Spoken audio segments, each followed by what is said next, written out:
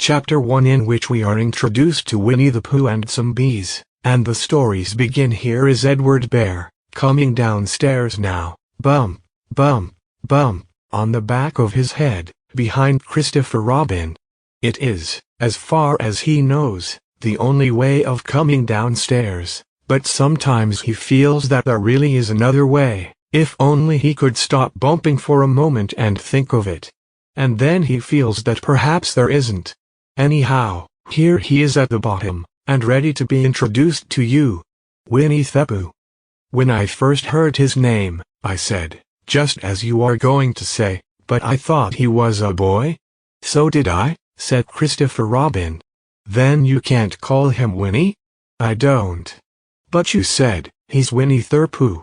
Don't you know what "thur" means? Ah, yes, now I do, I said quickly. And I hope you do too, because it is all the explanation you are going to get.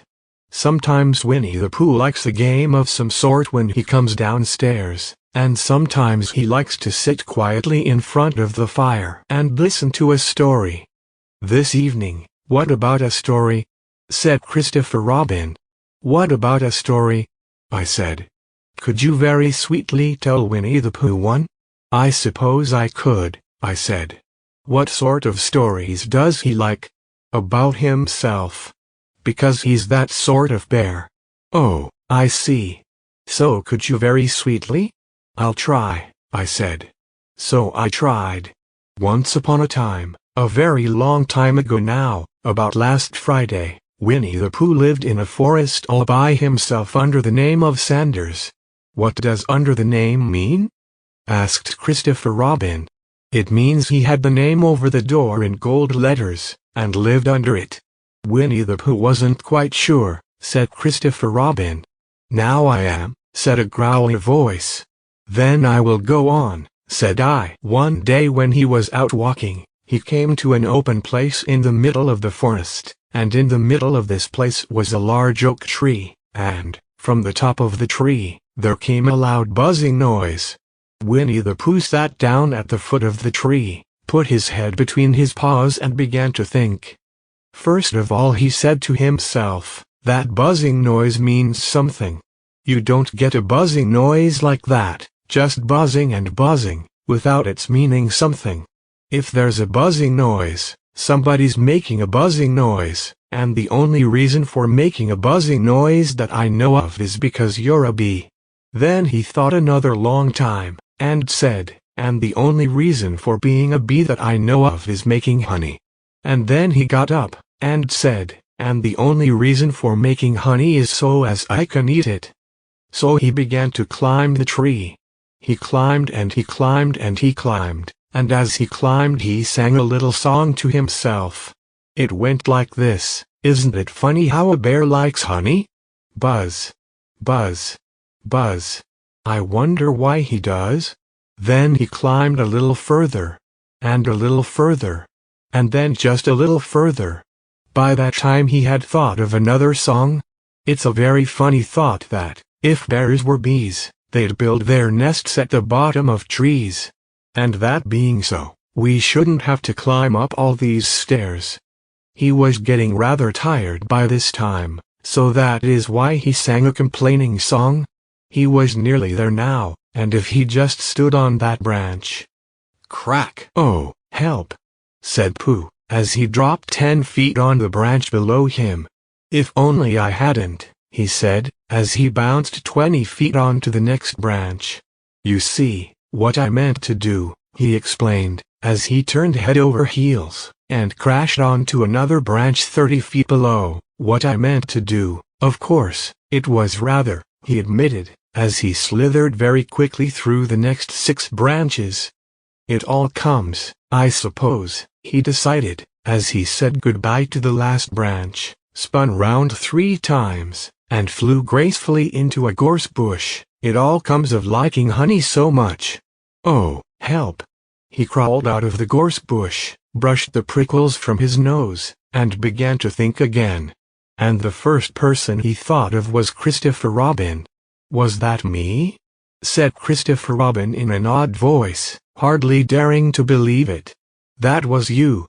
Christopher Robin said nothing, but his eyes got larger and larger, and his face got pinker and pinker.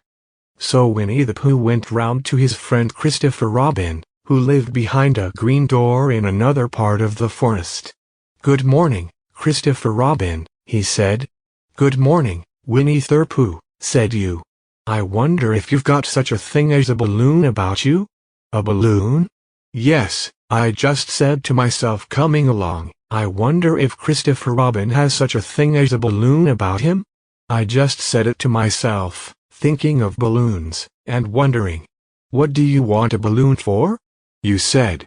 Winnie the Pooh looked round to see that nobody was listening, put his paw to his mouth, and said in a deep whisper, "Honey." "But you don't get honey with balloons." "I do," said Pooh. "Well, it just happened that you had been to a party the day before at the house of your friend Piglet, and you had balloons at the party. You had had a big green balloon, and one of Rabbit's relations had had a big blue one, and had left it behind, being really too young to go to a party at all. And so you had brought the green one and the blue one home with you. Which one would you like?" you asked Pooh. He put his head between his paws and thought very carefully. "It's like this," he said. "When you go after honey with a balloon, the great thing is not to let the bees know you're coming. Now, if you have a green balloon, they might think you were only part of the tree, and not notice you, and, if you have a blue balloon, they might think you were only part of the sky, and not notice you, and the question is, which is most likely? Wouldn't they notice you underneath the balloon?" you asked. "They might or they might not," said Winnie the Pooh. "You never can tell with bees." He thought for a moment and said, "I shall try to look like a small black cloud. That will deceive them." "Then you had better have the blue balloon," you said. And so it was decided. Well, you both went out with the blue balloon, and you took your gun with you, just in case, as you always did, and Winnie the Pooh went to a very muddy place that he knew of, and rolled until he was black all over. "Ah, well, perhaps from up here it looks different. And, as I say, you never can tell with bees." There was no wind to blow him nearer to the tree, so there he stayed. He could see the honey, he could smell the honey, but he couldn't quite reach the honey. After a little while he called down to you. "Christopher Robin," he said in a loud whisper. "Hallo. I think the bees suspect something." "What sort of thing?" "I don't know. But something tells me that they're suspicious. Perhaps they think that you're after their honey." "It may be that. You never can tell with bees." There was another little silence, and then he called down to you again. "Christopher Robin." "Yes?" "Have you an umbrella in your house?" "I think so. I wish you would bring it out here, and walk up and down with it, and look up at me every now and then, and say tut tut, it looks like rain. I think, if you did that, it would help the deception which we are practicing on these bees." Well, you laughed to yourself, silly old bear. But you didn't say it aloud because you were so fond of him, and you went home for your umbrella. "Oh, there you are," called down Winnie the Pooh, as soon as you got back to the tree. "I was beginning to get anxious. I have discovered that the bees are now definitely suspicious. Shall I put my umbrella up?" you said. "Yes, but wait a moment. We must be practical. The important bee to deceive is the queen bee. Can you see which is the queen bee from down there?" "No." "A pity. Well, now, if you walk up and down with your umbrella, saying, 'Tut tut, it looks like rain,' I shall do what I can by singing a little cloud song, such as a cloud might sing. Go." So, while you walked up and down and wondered if it would rain, Winnie the Pooh sang this song, "How sweet to be a cloud floating in the blue." Every little cloud always sings aloud. How sweet to be a cloud floating in the blue. It makes him very proud to be a little cloud. The bees were still buzzing as suspiciously as ever. Some of them, indeed, left their nests and flew all round the cloud as it began the second verse of this song, and one bee sat down on the nose of the cloud for a moment, and then got up again. "Christopher." "Oh." "Robin," called out the cloud. "Yes?" "I have just been thinking, and I have come to a very important decision. These are the wrong sort of bees." "Are they?" "Quite the wrong sort. So I should think they would make the wrong sort of honey, shouldn't you?" "Would they?" "Yes. So I think I shall come down." "How?" asked you. Winnie the Pooh hadn't thought about this. If he let go of the string, he would fall, bump, and he didn't like the idea of that. So he thought for a long time, and then he said, "Christopher Robin, you must shoot the balloon with your gun." "Have you got your gun?" "Of course I have," you said. "But if I do that, it will spoil the balloon," you said. "But if you don't," said Pooh, "I shall have to let go, and that would spoil me." When he put it like this, you saw how it was, and you aimed very carefully at the balloon, and fired. "Ow!" said Pooh. "Did I miss?" you asked. "You didn't exactly miss," said Pooh, "but you missed the balloon." "I'm so sorry," you said, and you fired again, and this time you hit the balloon, and the air came slowly out, and Winnie the Pooh floated down to the ground. But his arms were so stiff from holding on to the string of the balloon all that time that they stayed up straight in the air for more than a week, and whenever a fly came and settled on his nose he had to blow it off. And I think, but I am not sure, that is why he was always called Pooh. "Is that the end of the story?" asked Christopher Robin. "That's the end of that one. There are others. About Pooh and me? And Piglet and Rabbit and all of you.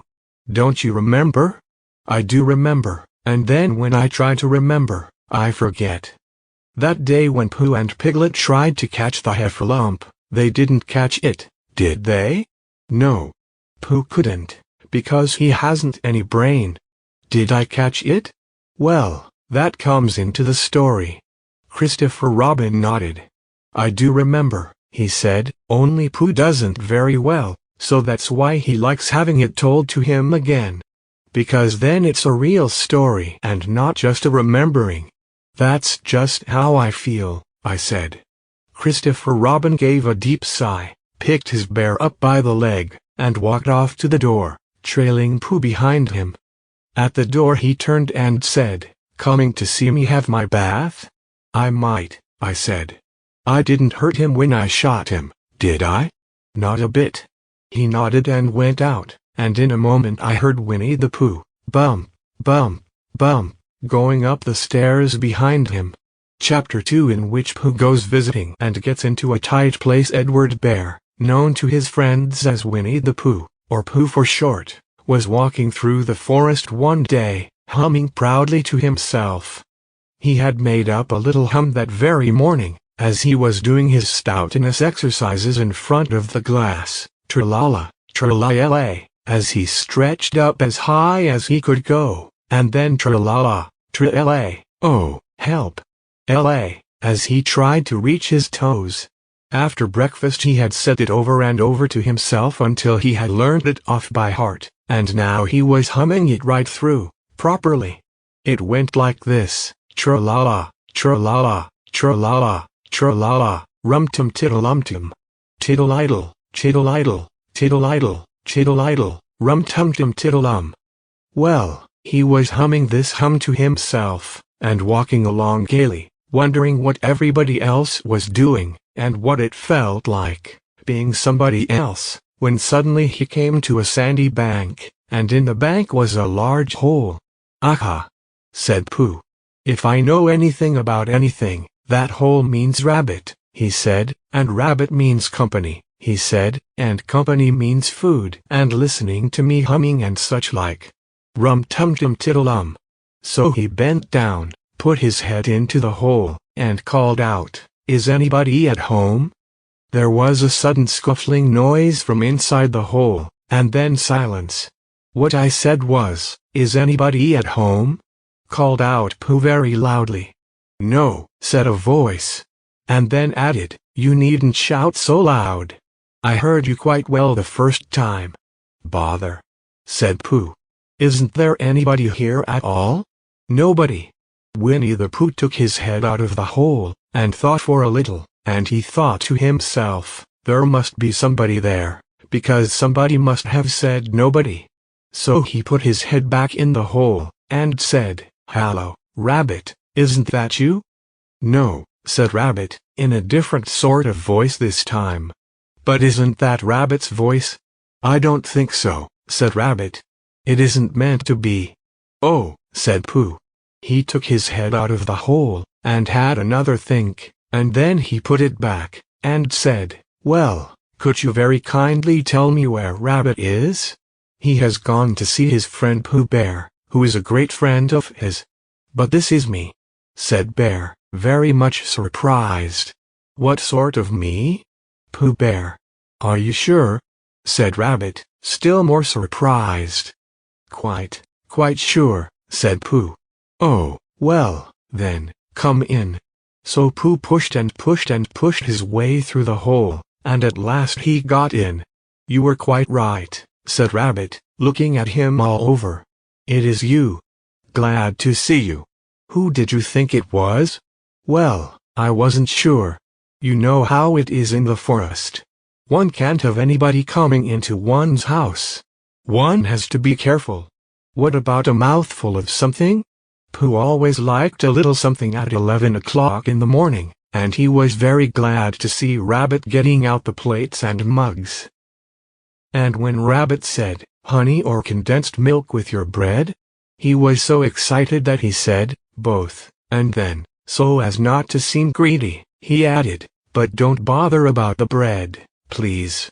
And for a long time after that he said nothing, until at last, humming to himself in a rather sticky voice, he got up, shook Rabbit lovingly by the paw, and said that he must be going on. "Must you?" said Rabbit politely.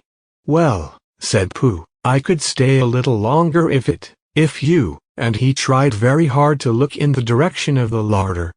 "As a matter of fact," said Rabbit, "I was going out myself directly." "Oh, well, then, I'll be going on. Goodbye." "Well, goodbye, if you're sure you won't have any more." "Is there any more?" asked Pooh quickly. Rabbit took the covers off the dishes, and said, "No, there wasn't." "I thought not," said Pooh, nodding to himself. "Well, goodbye. I must be going on." So he started to climb out of the hole.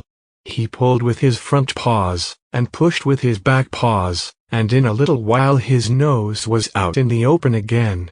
And then his ears. And then his front paws. And then his shoulders. And then, "Oh, help," said Pooh. "I'd better go back." "Oh, bother," said Pooh. "I shall have to go on." "I can't do either," said Pooh. "Oh, help and bother." Now by this time Rabbit wanted to go for a walk too, and finding the front door full, he went out by the back door, and came round to Pooh, and looked at him. "Hallo, are you stuck?" he asked.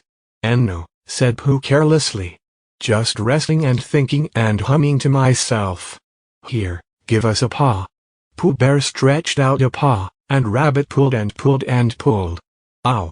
cried Pooh. "You're hurting." "The fact is," said Rabbit, "you're stuck." "It all comes," said Pooh crossly, "of not having front doors big enough." "It all comes," said Rabbit sternly, "of eating too much." "I thought at the time," said Rabbit, "only I didn't like to say anything," said Rabbit, "that one of us was eating too much," said Rabbit, "and I knew it wasn't me," he said. Well, I shall go and fetch Christopher Robin." Christopher Robin lived at the other end of the forest, and when he came back with Rabbit, and saw the front half of Pooh, he said, "Silly old bear," in such a loving voice that everybody felt quite hopeful again. "I was just beginning to think," said Bear, sniffing slightly, "that Rabbit might never be able to use his front door again." "And I should hate that," he said. "So should I," said Rabbit. "Use his front door again?" said Christopher Robin. "Of course he'll use his front door again." "Good," said Rabbit. "If we can't pull you out, Pooh, we might push you back." Rabbit scratched his whiskers thoughtfully, and pointed out that, when once Pooh was pushed back, he was back, and of course nobody was more glad to see Pooh than he was. Still, there it was, some lived in trees and some lived underground, and, "You mean I'd never get out?" said Pooh. "I mean," said Rabbit, "that having got so far, it seems a pity to waste it." Christopher Robin nodded. "Then there's only one thing to be done," he said. "We shall have to wait for you to get thin again." "How long does getting thin take?" asked Pooh anxiously. "About a week, I should think. But I can't stay here for a week." "You can stay here all right, silly old bear. It's getting you out which is so difficult." "We'll read to you," said Rabbit cheerfully. "And I hope it won't snow," he added. "And I say, old fellow, you're taking up a good deal of room in my house. Do you mind if I use your back legs as a towel horse? Because, I mean, there they are, doing nothing, and it would be very convenient just to hang the towels on them." "A week," said Pooh gloomily. "What about meals?" "I'm afraid no meals," said Christopher Robin, "because of getting thin quicker. But we will read to you." Bear began to sigh, and then found he couldn't because he was so tightly stuck. And a tear rolled down his eye, as he said, "Then would you read a sustaining book, such as would help and comfort a wedged bear in great tightness?" So for a week Christopher Robin read that sort of book at the north end of Pooh, and Rabbit hung his washing on the south end. And in between Bear felt himself getting slenderer and slenderer. And at the end of the week Christopher Robin said, "Now." So he took hold of Pooh's front paws and Rabbit took hold of Christopher Robin, and all Rabbit's friends and relations took hold of Rabbit, and they all pulled together. And for a long time Pooh only said "ow" and "oh." And then, all of a sudden, he said "pop," just as if a cork were coming out of a bottle. And Christopher Robin and Rabbit and all Rabbit's friends and relations went head over heels backwards. And on the top of them came Winnie the Pooh, free. So, with a nod of thanks to his friends, he went on with his walk through the forest, humming proudly to himself. But Christopher Robin looked after him lovingly, and said to himself, "Silly old bear."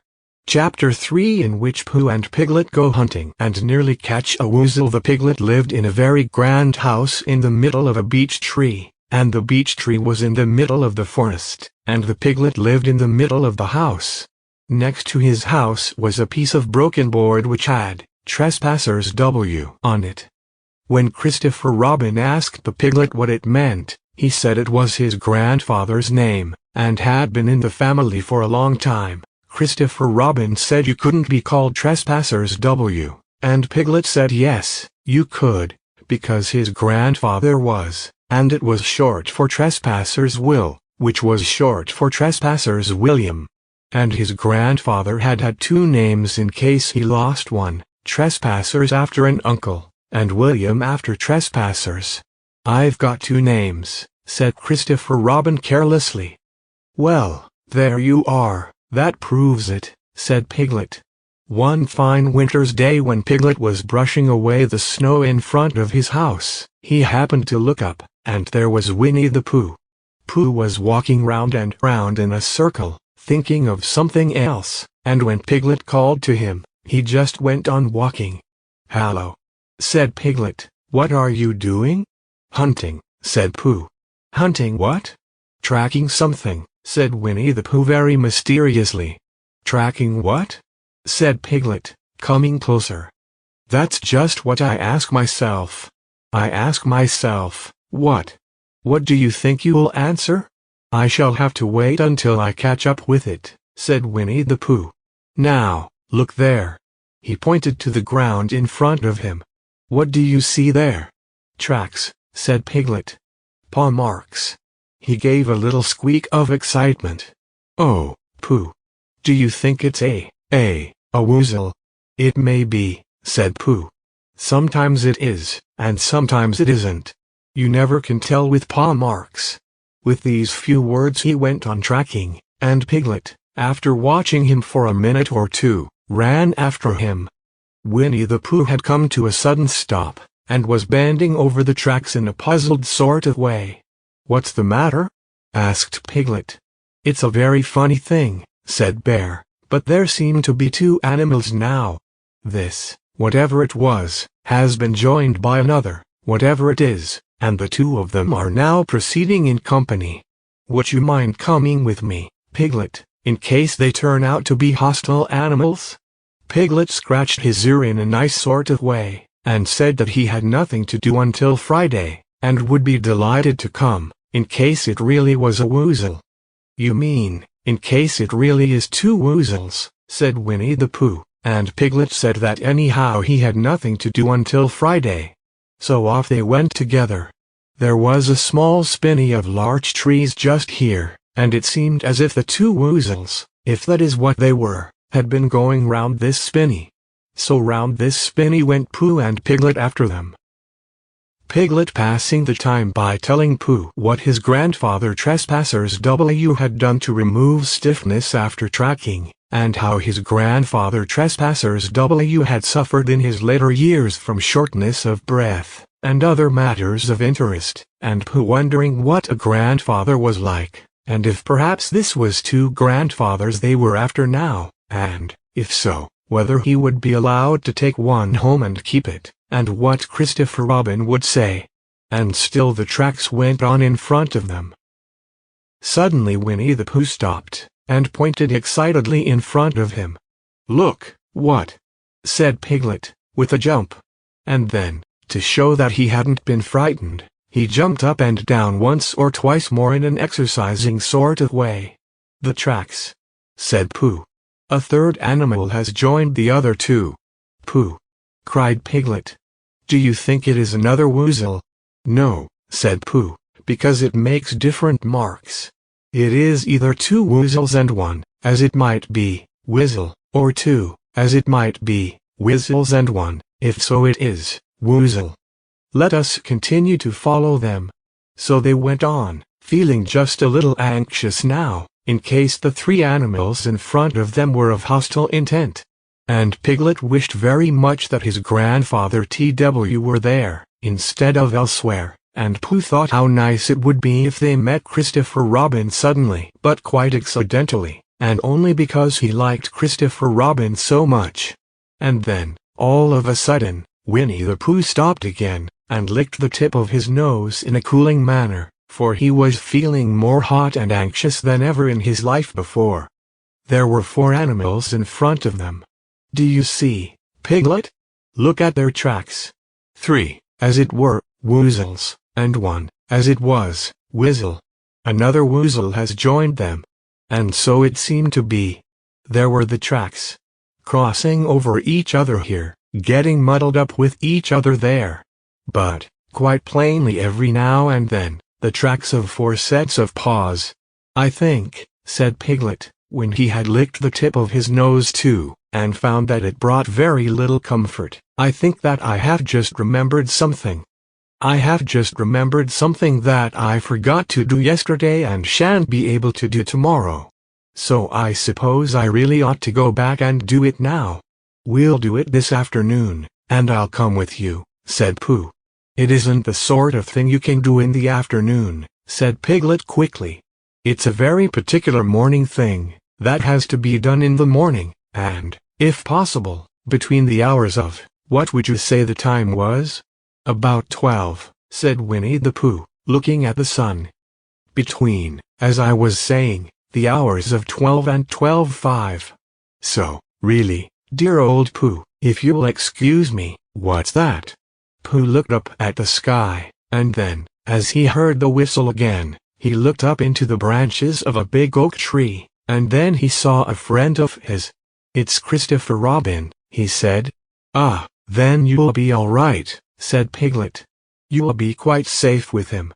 Goodbye," and he trotted off home as quickly as he could, very glad to be out of all danger again. Christopher Robin came slowly down his tree. "Silly old bear," he said, "what were you doing? First you went round the spinney twice by yourself, And then Piglet ran after you and you went round again together, and then you were just going round a fourth time. Wait a moment, said Winnie the Pooh, holding up his paw.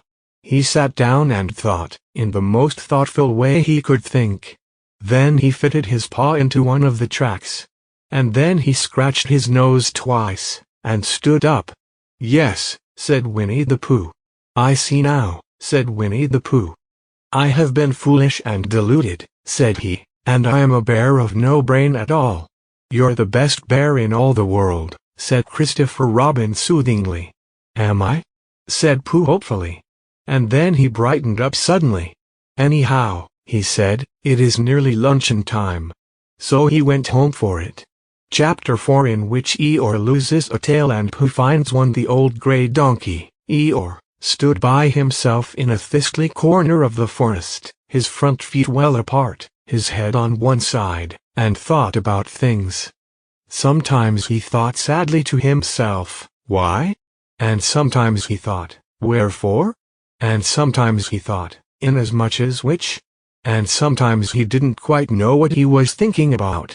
So when Winnie the Pooh came stumping along, Eeyore was very glad to be able to stop thinking for a little, in order to say how do you do? In a gloomy manner to him. And how are you? Said Winnie the Pooh.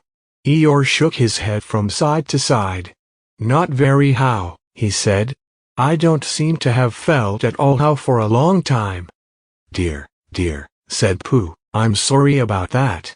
Let's have a look at you. So Eeyore stood there, gazing sadly at the ground, and Winnie the Pooh walked all round him once. Why, what's happened to your tail?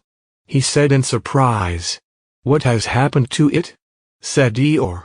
It isn't there. Are you sure? Well, either a tail is there or it isn't there. You can't make a mistake about it. And yours isn't there. Then what is? Nothing. Let's have a look, said Eeyore, and he turned slowly round to the place where his tail had been a little while ago, and then, finding that he couldn't catch it up, he turned round the other way, until he came back to where he was at first, and then he put his head down and looked between his front legs, and at last he said, with a long, sad sigh, I believe you're right. Of course I'm right, said Pooh. That accounts for a good deal, said Eeyore gloomily. It explains everything. No wonder. You must have left it somewhere, said Winnie the Pooh. Somebody must have taken it, said Eeyore. How like them, he added, after a long silence. Pooh felt that he ought to say something helpful about it, but didn't quite know what. So he decided to do something helpful instead. Eeyore, he said solemnly, I, Winnie the Pooh, will find your tail for you. Thank you, Pooh, answered Eeyore. You're a real friend, said he. Not like some, he said. So Winnie the Pooh went off to find Eeyore's tail. It was a fine spring morning in the forest as he started out. Little soft clouds played happily in a blue sky, skipping from time to time in front of the sun as if they had come to put it out, and then sliding away suddenly so that the next might have his turn. Through them and between them the sun shone bravely, and a copse which had worn its furs all the year round seemed old and dowdy now beside the new green lace which the beeches had put on so prettily. Through copse and spinney marched Bear. Down open slopes of gorse and heather, over rocky beds of streams, up steep banks of sandstone into the heather again. And so at last, tired and hungry, to the 100-acre wood. For it was in the 100-acre wood that Owl lived. And if anyone knows anything about anything, said Bear to himself, it's Owl who knows something about something, he said, or my name's not Winnie the Pooh, he said. Which it is, he added. So there you are. Owl lived at the Chestnuts, an old-world residence of great charm, which was grander than anybody else's, or seemed so to Bear, because it had both a knocker and a bell-pull. Underneath the knocker there was a notice which said, Pulse ring if an answer is recurred. Underneath the bell-pull there was a notice which said, Please canoke if an RNSR is not required. These notices had been written by Christopher Robin, who was the only one in the forest who could spell. For Owl, wise though he was in many ways, able to read and write and spell his own name well, yet somehow went all to pieces over delicate words like measles and butter toast. Winnie the Pooh read the two notices very carefully, first from left to right, and afterwards, in case he had missed some of it, from right to left. Then, to make quite sure, he knocked and pulled the knocker, and he pulled and knocked the bell rope, and he called out in a very loud voice, "Owl! I require an answer. It's Bear speaking." And the door opened, and Owl looked out. "Hallo, Pooh," he said. "How's things?" "Terrible and sad," said Pooh, "because Eeyore, who is a friend of mine, has lost his tail. And he's moping about it. So could you very kindly tell me how to find it for him?" "Well," said Owl, "the customary procedure in such cases is as follows." "What does crust-the-money proceed cake mean?" said Pooh. "For I am a bear of very little brain, and long words bother me. It means the thing to do. As long as it means that, I don't mind," said Pooh humbly. "The thing to do is as follows. First, issue a reward. Then, just a moment," said Pooh, holding up his paw. "What do we do to this, what you were saying? You sneezed just as you were going to tell me." "I didn't sneeze." "Yes, you did, Owl." "Excuse me, Pooh, I didn't." "You can't sneeze without knowing it." "Well, you can't know it without something having been sneezed. What I said was, first issue a reward." "You're doing it again," said Pooh sadly. "A reward," said Owl very loudly. "We write a notice to say that we will give a large something to anybody who finds Eeyore's tail." I see," said Pooh, nodding his head. "Talking about large somethings," he went on dreamily, "I generally have a small something about now, about this time in the morning," and he looked wistfully at the cupboard in the corner of Owl's parlor. "Just a mouthful of condensed milk or what not, with perhaps a lick of honey." "Well, then," said Owl, "we write out this notice, and we put it up all over the forest." "A lick of honey," murmured Bear to himself, or not, as the case may be. And he gave a deep sigh, and tried very hard to listen to what Owl was saying. But Owl went on and on, using longer and longer words, until at last he came back to where he started, and he explained that the person to write out this notice was Christopher Robin. "It was he who wrote the ones on my front door for me. Did you see them, Pooh?"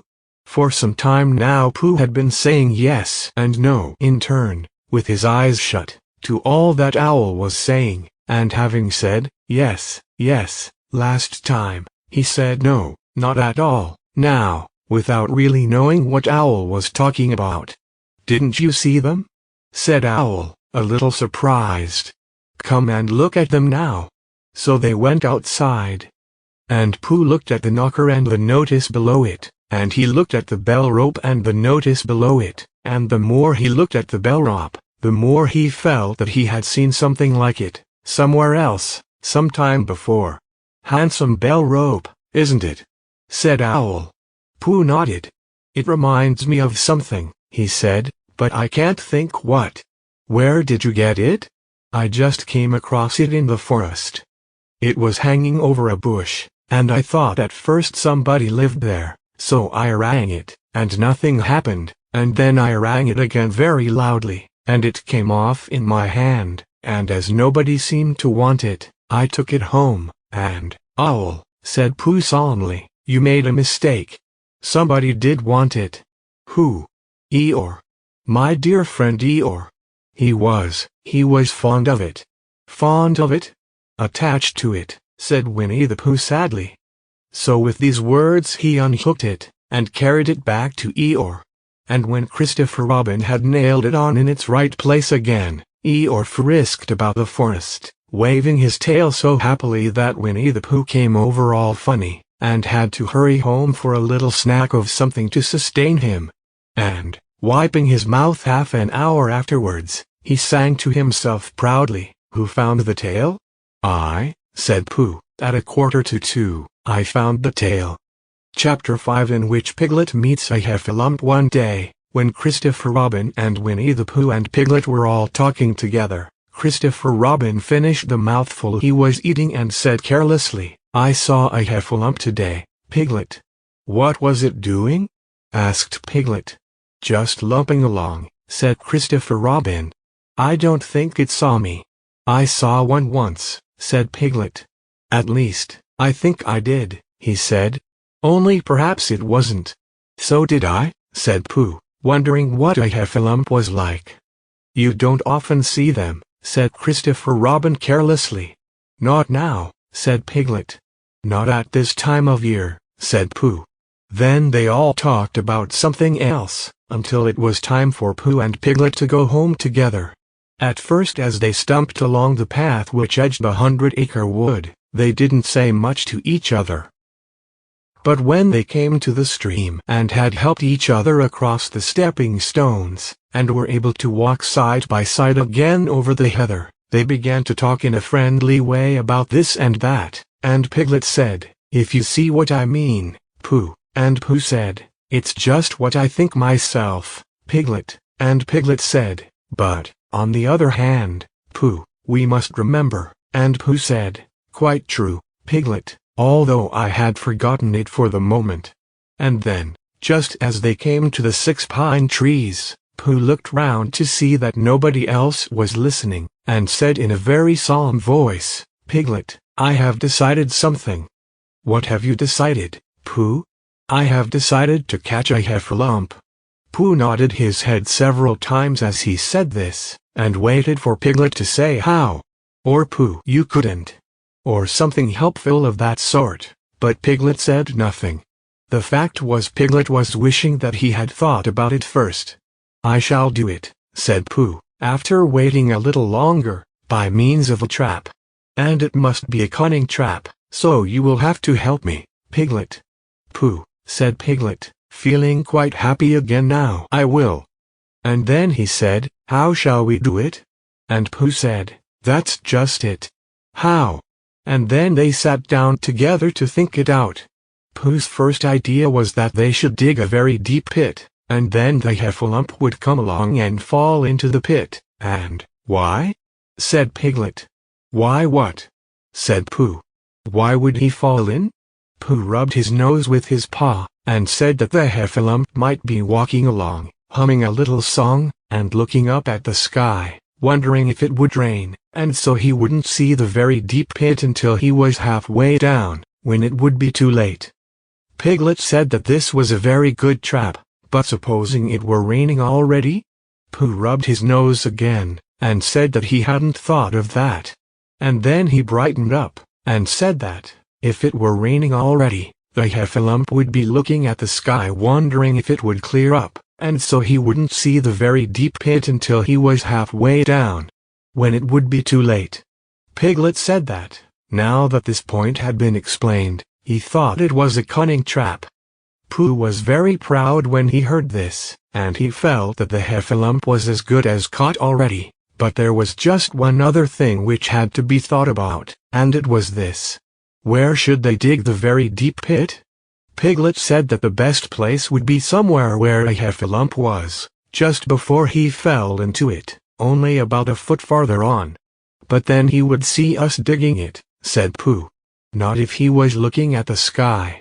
"He would suspect," said Pooh, "if he happened to look down." He thought for a long time and then added sadly, "It isn't as easy as I thought. I suppose that's why heffalumps hardly ever get caught." "That must be it," said Piglet. They sighed and got up. And when they had taken a few gorse prickles out of themselves they sat down again. And all the time Pooh was saying to himself, "If only I could think of something." For he felt sure that a very clever brain could catch a heffalump if only he knew the right way to go about it. "Suppose," he said to Piglet, "you wanted to catch me, how would you do it?" "Well," said Piglet, "I should do it like this. I should make a trap, and I should put a jar of honey in the trap, and you would smell it, and you would go in after it, and I would go in after it," said Pooh excitedly, "only very carefully so as not to hurt myself, and I would get to the jar of honey, and I should lick round the edges first of all, pretending that there wasn't any more, you know, and then I should walk away and think about it a little, and then I should come back and start licking in the middle of the jar, and then, yes, well, never mind about that. There you would be, and there I should catch you. Now the first thing to think of is, what do heffalumps like? I should think acorns, shouldn't you? We'll get a lot of, I say, wake up, Pooh. Pooh, who had gone into a happy dream, woke up with a start, and said that honey was a much more trappy thing than acorns. Piglet didn't think so. And they were just going to argue about it, when Piglet remembered that, if they put acorns in the trap, he would have to find the acorns, but if they put honey, then Pooh would have to give up some of his own honey, so he said, "All right, honey then," just as Pooh remembered it too, and was going to say, "All right, acorns." "Honey," said Piglet to himself in a thoughtful way, as if it were now settled. "I'll dig the pit, while you go and get the honey." "Very well," said Pooh, and he stumped off. As soon as he got home, he went to the larder, and he stood on a chair, and took down a very large jar of honey from the top shelf. It had honey written on it, but, just to make sure, he took off the paper cover and looked at it, and it looked just like honey. "But you never can tell," said Pooh. "I remember my uncle saying once that he had seen cheese just this color." So he put his tongue in, and took a large lick. "Yes," he said, "it is. No doubt about that. And honey, I should say, right down to the bottom of the jar. Unless, of course," he said, "somebody put cheese in at the bottom just for a joke. Perhaps I had better go a little further. Just in case. In case heffalumps don't like cheese. Same as me. Ah," and he gave a deep sigh. "I was right. It is honey, right the way down." Having made certain of this, he took the jar back to Piglet, and Piglet looked up from the bottom of his very deep pit, and said, "Got it?" And Pooh said, "Yes, but it isn't quite a full jar," and he threw it down to Piglet, and Piglet said, "No, it isn't." "Is that all you've got left?" And Pooh said yes, because it was. So Piglet put the jar at the bottom of the pit, and climbed out, and they went off home together. "Well, good night, Pooh," said Piglet, when they had got to Pooh's house. "And we meet at 6 o'clock tomorrow morning by the pine trees, and see how many heffalumps we've got in our trap." 6 o'clock, Piglet. "And have you got any string?" "No." "Why do you want string?" "To lead them home with." "Oh. I think heffalumps come if you whistle."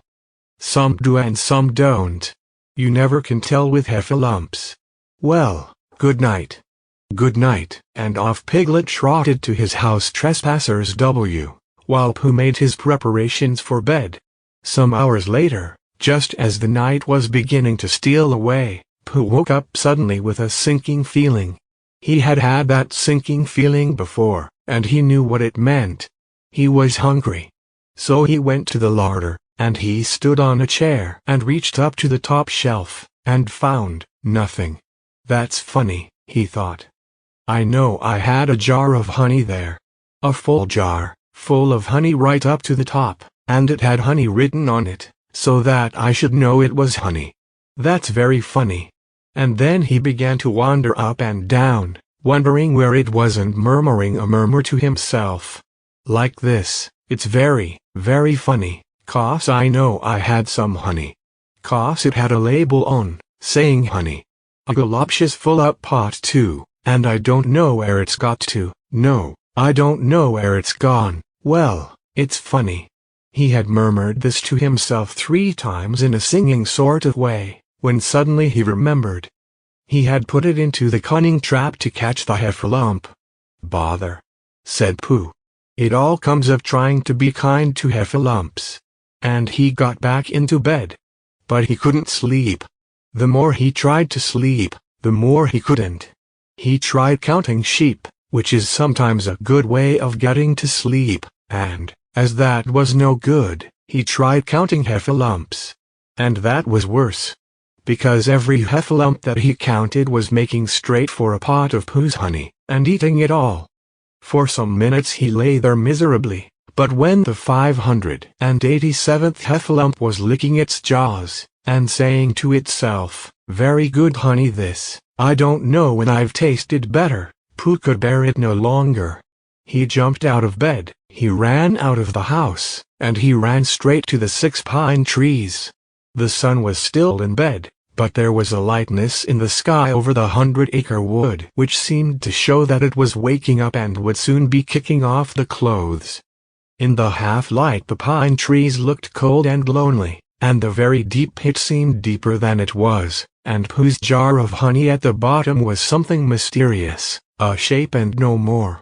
But as he got nearer to it his nose told him that it was indeed honey, and his tongue came out and began to polish up his mouth, ready for it. "Bother," said Pooh, as he got his nose inside the jar. "A heffalump has been eating it." And then he thought a little and said, "Oh, no, I did. I forgot." Indeed, he had eaten most of it. But there was a little left at the very bottom of the jar, and he pushed his head right in, and began to lick. By and by Piglet woke up. As soon as he woke he said to himself, "Oh," then he said bravely, "Yes," and then, still more bravely, "Quite so." But he didn't feel very brave, for the word which was really jiggetting about in his brain was heffalumps. What was a heffalump like? Was it fierce? Did it come when you whistled? And how did it come? Was it fond of pigs at all? If it was fond of pigs, did it make any difference what sort of pig? Supposing it was fierce with pigs, would it make any difference if the pig had a grandfather called Trespassers William? He didn't know the answer to any of these questions. And he was going to see his first heffalump in about an hour from now. Of course Pooh would be with him, and it was much more friendly with two. But suppose heffalumps were very fierce with pigs and bears? Wouldn't it be better to pretend that he had a headache, and couldn't go up to the 6 pine trees this morning? But then suppose that it was a very fine day, and there was no heffalump in the trap. Here he would be, in bed all the morning, simply wasting his time for nothing. What should he do? And then he had a clever idea.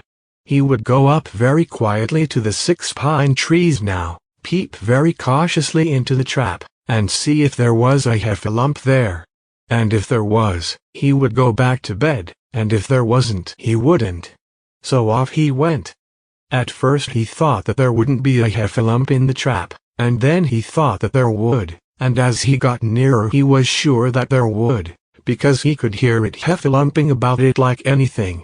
"Oh, dear, oh, dear, oh, dear," said Piglet to himself. And he wanted to run away. But somehow, having got so near, he felt that he must just see what a heffalump was like. So he crept to the side of the trap and looked in. And all the time Winnie the Pooh had been trying to get the honey jar off his head. The more he shook it, the more tightly it stuck. "Bother," he said, inside the jar, and "oh, help," and, mostly, "oh." And he tried bumping it against things, but as he couldn't see what he was bumping it against, it didn't help him. And he tried to climb out of the trap, but as he could see nothing but jar, and not much of that, he couldn't find his way. So at last he lifted up his head, jar and all, and made a loud, roaring noise of sadness and despair. And it was at that moment that Piglet looked down. "Help, help!" cried Piglet, "a heffalump, a horrible heffalump!" And he scampered off as hard as he could, still crying out, "Help, help, a horrible heffalump! Hoff, hoff, a hellable horralump! Haul, haul, a hoffable hellerump!" And he didn't stop crying and scampering until he got to Christopher Robin's house. "Whatever's the matter, Piglet?" said Christopher Robin, who was just getting up. "Hef," said Piglet, breathing so hard that he could hardly speak. "A hef, a hef, a heffalump." "Where?" "Up there," said Piglet, waving his paw. "What did it look like?" Like It had the biggest head you ever saw, Christopher Robin. A great enormous thing, like nothing. A huge big, well, I don't know, like an enormous big nothing. Like a jar. Well, said Christopher Robin, putting on his shoes, I shall go and look at it. Come on. Piglet wasn't afraid if he had Christopher Robin with him, so off they went. I can hear it, can't you? Said Piglet anxiously, as they got near. I can hear something, said Christopher Robin. It was Pooh bumping his head against a tree root he had found.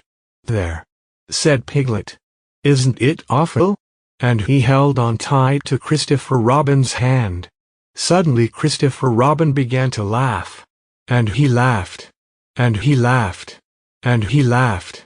And while he was still laughing, crash went the heffalomp's head against the tree root, smash went the jar, and out came Pooh's head again.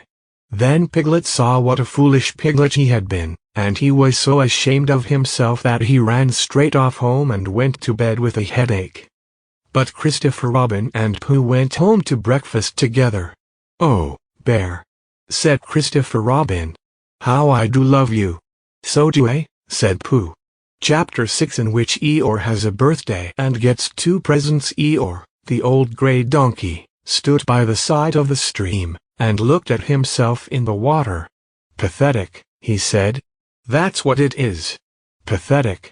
He turned and walked slowly down the stream for 20 yards, splashed across it, and walked slowly back on the other side. Then he looked at himself in the water again. As I thought, he said. No better from this side. But nobody minds. Nobody cares. Pathetic, that's what it is. There was a crackling noise in the bracken behind him, and out came Pooh. Good morning, Eeyore, said Pooh. Good morning, Pooh Bear, said Eeyore gloomily. If it is a good morning, he said. Which I doubt, said he. Why, what's the matter? Nothing, Pooh Bear, nothing. We can't all, and some of us don't. That's all there is to it. Can't all what? Said Pooh, rubbing his nose. Gaiety. Song and dance. Here we go round the mulberry bush. Oh, said Pooh. He thought for a long time, and then asked, what mulberry bush is that? Bonhomie, went on Eeyore gloomily. French word meaning bonhomie, he explained. I'm not complaining, but there it is. Pooh sat down on a large stone, and tried to think this out. It sounded to him like a riddle, and he was never much good at riddles, being a bear of very little brain. So he sang Cottleston Pie instead. Cottleston, Cottleston, Cottleston Pie, a fly can't bird, but a bird can fly. Ask me a riddle and I reply, Cottleston, Cottleston, Cottleston Pie. That was the first verse. When he had finished it, Eeyore didn't actually say that he didn't like it, so Pooh very kindly sang the second verse to him, Cottleston, Cottleston, Cottleston Pie, a fish can't whistle and neither can I. Ask me a riddle and I reply, Cottleston, Cottleston, Cottleston Pie. Eeyore still said nothing at all, so Pooh hummed the third verse quietly to himself, Cottleston, Cottleston, Cottleston Pie. Why does a chicken? I don't know why. Ask me a riddle and I reply, Cottleston, Cottleston, Cottleston Pie. That's right, said Eeyore. Sing. Umpty tiddly, umpty too. Here we go gathering nuts and may. Enjoy yourself. I am, said Pooh. Some can, said Eeyore. Why, what's the matter? Is anything the matter? You seem so sad, Eeyore. Sad? Why should I be sad? It's my birthday. The happiest day of the year. Your birthday? Said Pooh in great surprise. Of course it is. Can't you see? Look at all the presents I have had. He waved a foot from side to side. Look at the birthday cake. Candles and pink sugar. Pooh looked, first to the right and then to the left. Presents? Said Pooh. Birthday cake? Said Pooh. Where? Can't you see them? No, said Pooh. Neither can I, said Eeyore. "Joke," he explained. "Ha ha." Pooh scratched his head, being a little puzzled by all this. "But is it really your birthday?" he asked. "It is." "Oh, well, many happy returns of the day, Eeyore. And many happy returns to you, Pooh Bear. But it isn't my birthday." "No, it's mine." "But you said many happy returns." "Well, why not? You don't always want to be miserable on my birthday, do you?" "Oh, I see," said Pooh. "It's bad enough," said Eeyore, almost breaking down, "being miserable myself, what with no presents and no cake and no candles, and no proper notice taken of me at all. But if everybody else is going to be miserable too." This was too much for Pooh. "Stay there," he called to Eeyore, as he turned and hurried back home as quick as he could. For he felt that he must get poor Eeyore a present of some sort at once, and he could always think of a proper one afterwards. Outside his house he found Piglet, jumping up and down trying to reach the knocker. "Hallo, Piglet," he said. "Hallo, Pooh," said Piglet. "What are you trying to do?" "I was trying to reach the knocker," said Piglet. "I just came round." "Let me do it for you," said Pooh kindly. So he reached up and knocked at the door.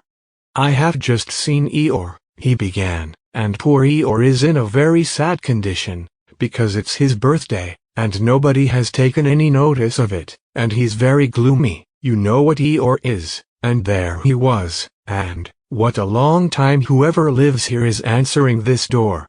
And he knocked again. "But Pooh," said Piglet, "it's your own house." "Oh," said Pooh. "So it is," he said. "Well, let's go in." So in they went. The first thing Pooh did was to go to the cupboard to see if he had quite a small jar of honey left. And he had, so he took it down. It was a warm day, and he had a long way to go. He hadn't gone more than halfway when a sort of funny feeling began to creep all over him. It began at the tip of his nose and trickled all through him and out at the soles of his feet. It was just as if somebody inside him were saying, "Now then, Pooh, time for a little something." "Dear, dear," said Pooh, "I didn't know it was as late as that." So he sat down and took the top off his jar of honey. "Lucky I brought this with me," he thought. Many a bear going out on a warm day like this would never have thought of bringing a little something with him. And he began to eat. "Now let me see," he thought, as he took his last lick of the inside of the jar. "Where was I going? Ah, yes, Eeyore." He got up slowly. And then, suddenly, he remembered. He had eaten Eeyore's birthday present. "Bother," said Pooh. "What shall I do? I must give him something." For a little while he couldn't think of anything. Then he thought, "Well, it's a very nice pot, even if there's no honey in it, and if I washed it clean, and got somebody to write a happy birthday on it, Eeyore could keep things in it, which might be useful." So, as he was just passing the 100-acre wood, he went inside to call on Owl, who lived there. "Good morning, Owl," he said. "Good morning, Pooh," said Owl. "Many happy returns of Eeyore's birthday," said Pooh. "Oh, is that what it is? What are you giving him, Owl?" "What are you giving him, Pooh?" "I'm giving him a useful pot to keep things in, and I wanted to ask you, is this it?" said Owl, taking it out of Pooh's paw.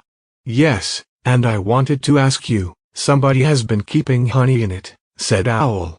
"You can keep anything in it," said Pooh earnestly. "It's very useful like that. And I wanted to ask you, you ought to write a happy birthday on it." "That was what I wanted to ask you," said Pooh. "Because my spelling is wobbly. It's good spelling but it wobbles, and the letters get in the wrong places. Would you write a happy birthday on it for me?" "It's a nice pot," said Owl, looking at it all round.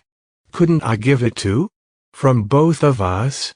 "No," said Pooh. "That would not be a good plan. Now I'll just wash it first, and then you can write on it." Well, he washed the pot out, and dried it, while Owl licked the end of his pencil, and wondered how to spell birthday. "Can you read, Pooh?" he asked a little anxiously. "There's a notice about knocking and ringing outside my door, which Christopher Robin wrote. Could you read it? Christopher Robin told me what it said, and then I could. Well, I'll tell you what this says, and then you'll be able to." So Owl wrote. And this is what he wrote: "Hippie Papib Thustdy." Pooh looked on admiringly. "I'm just saying a happy birthday," said Owl carelessly. "It's a nice long one," said Pooh, very much impressed by it. "Well, actually, of course, I'm saying a very happy birthday with love from Pooh.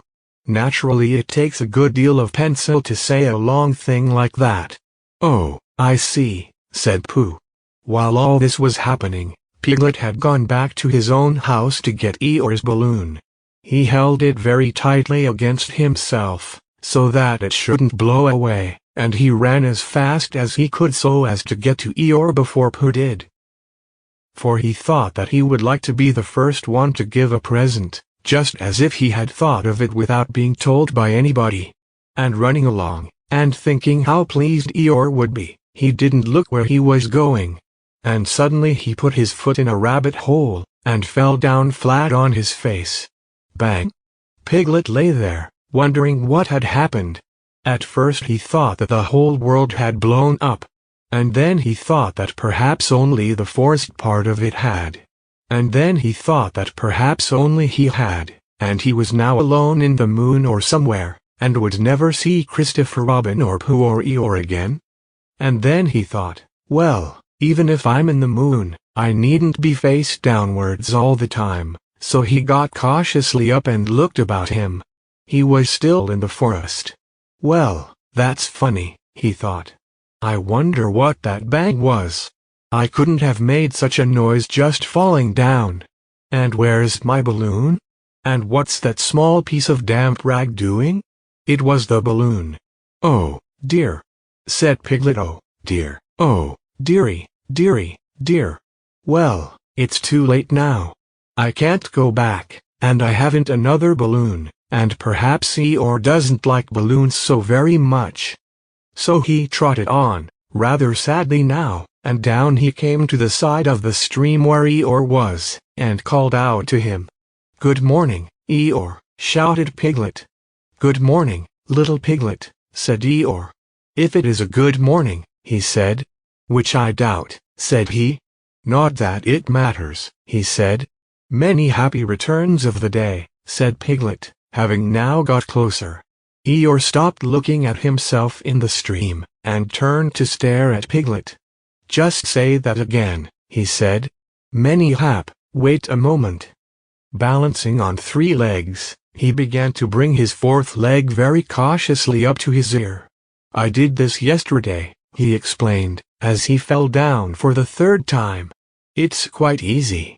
It's so as I can hear better. There, that's done it. Now then, what were you saying? He pushed his ear forward with his hoof.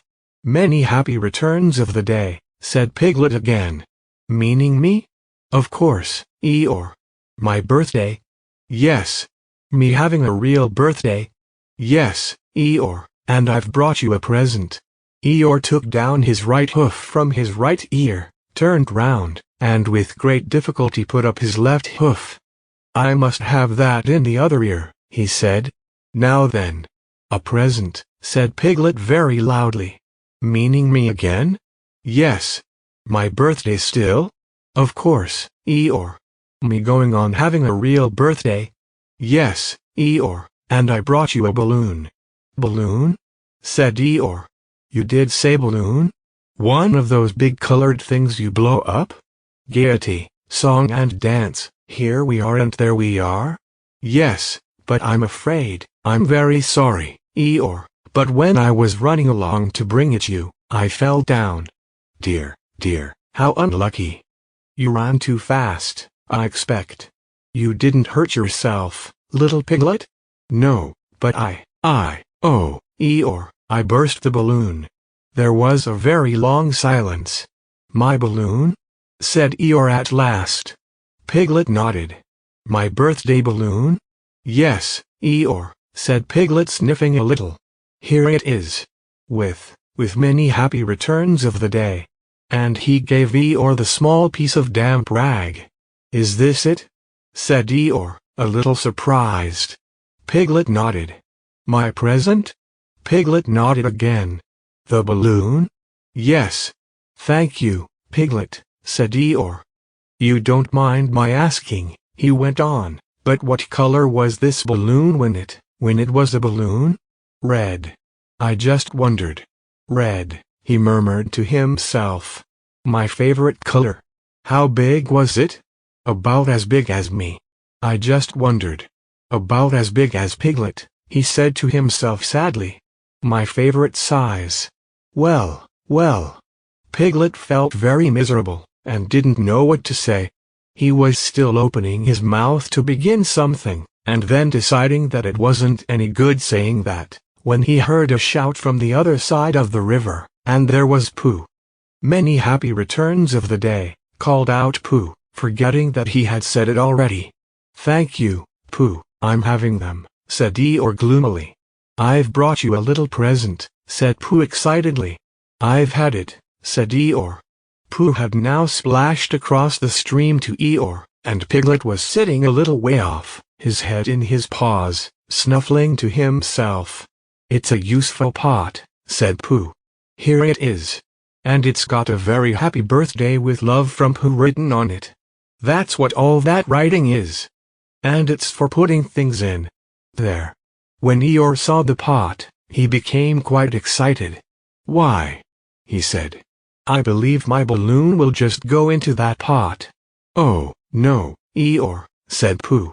Balloons are much too big to go into pots. What you do with a balloon is, you hold the balloon, not mine, said Eeyore proudly. Look, Piglet. And as Piglet looked sorrowfully round, Eeyore picked the balloon up with his teeth, and placed it carefully in the pot. Picked it out and put it on the ground. And then picked it up again and put it carefully back. So it does, said Pooh. It goes in. So it does, said Piglet. And it comes out. Doesn't it? Said Eeyore. It goes in and out like anything. I'm very glad, said Pooh happily, that I thought of giving you a useful pot to put things in. I'm very glad, said Piglet happily, that I thought of giving you something to put in a useful pot. But Eeyore wasn't listening.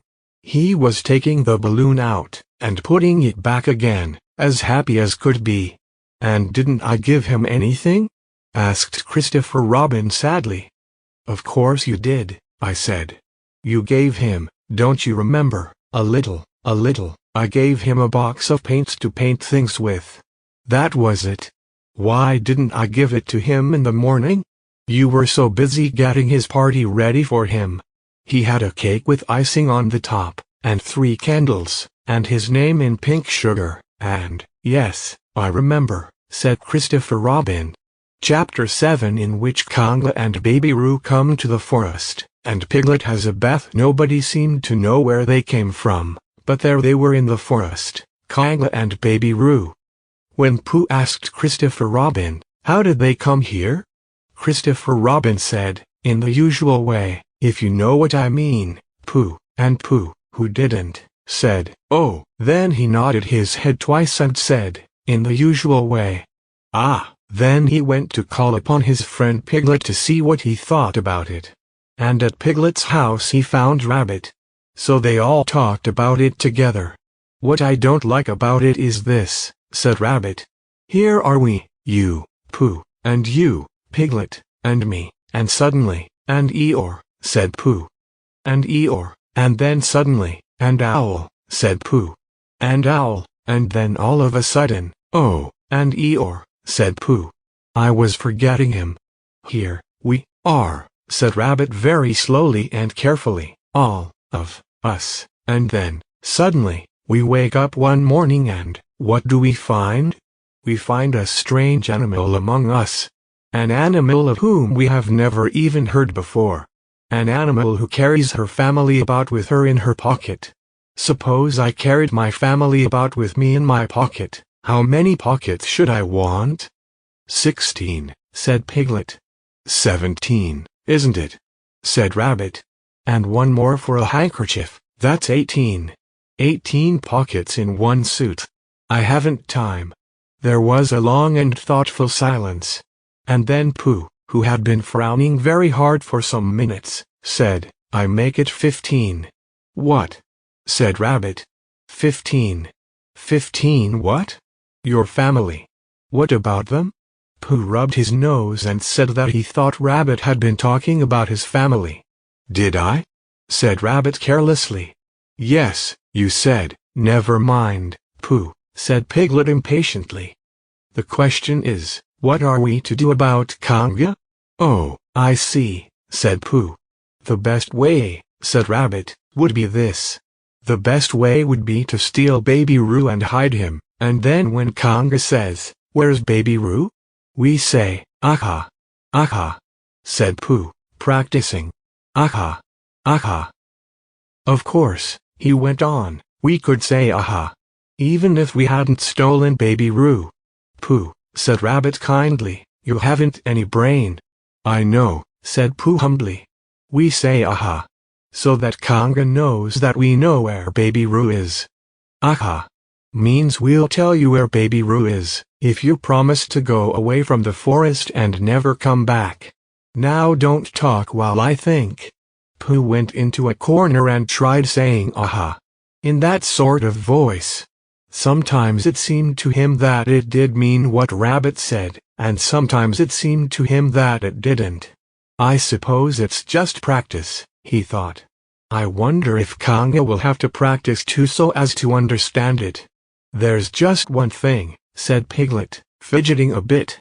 I was talking to Christopher Robin, and he said that a Kanga was generally regarded as one of the fiercer animals.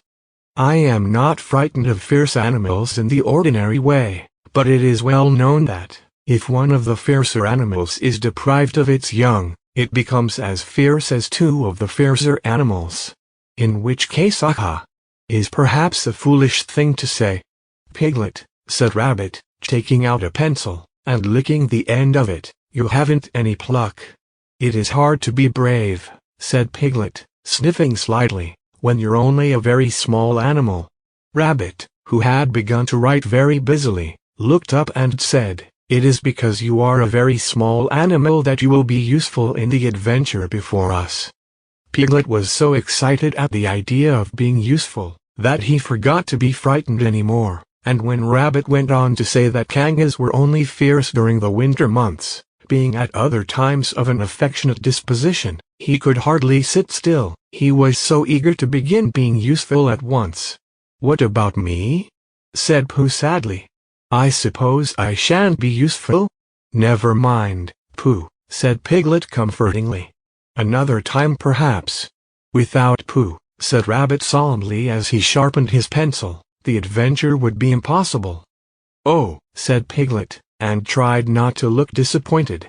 But Pooh went into a corner of the room and said proudly to himself, Impossible without me. That sort of bear. Now listen all of you, said Rabbit when he had finished writing, and Pooh and Piglet sat listening very eagerly with their mouths open. This was what Rabbit read out. Plan to capture Baby Roo 1. General remarks. Kanga runs faster than any of us, even me. More general remarks. Kanga never takes her eye off Baby Roo, except when he's too safely buttoned up in her pocket. Therefore, if we are to capture Baby Roo, we must get a long start, because Kanga 3 runs faster than any of us, even me. A thought. If Roo had jumped out of Kanga's pocket and Piglet had jumped in, 4. Kanga wouldn't know the difference, because Piglet is a very small animal. 5. Like Roo. But Kanga would have to be looking the other way first, so as not to see Piglet 6. Jumping in. 7. C2. 8. Another thought. But if Pooh was talking to her very excitedly, she might look the other way for a moment. 9. And then I could run away with Roo. 10. Quickly. 11. And Kanga wouldn't discover the difference until afterwards. Well, Rabbit read this out proudly, And for a little while after he had read it nobody said anything. And then Piglet, who had been opening and shutting his mouth without making any noise, managed to say very huskily, and, afterwards, "How do you mean?" "When Conga does discover the difference, then we all say aha. All three of us?" "Yes." "Oh, why, what's the trouble, Piglet?"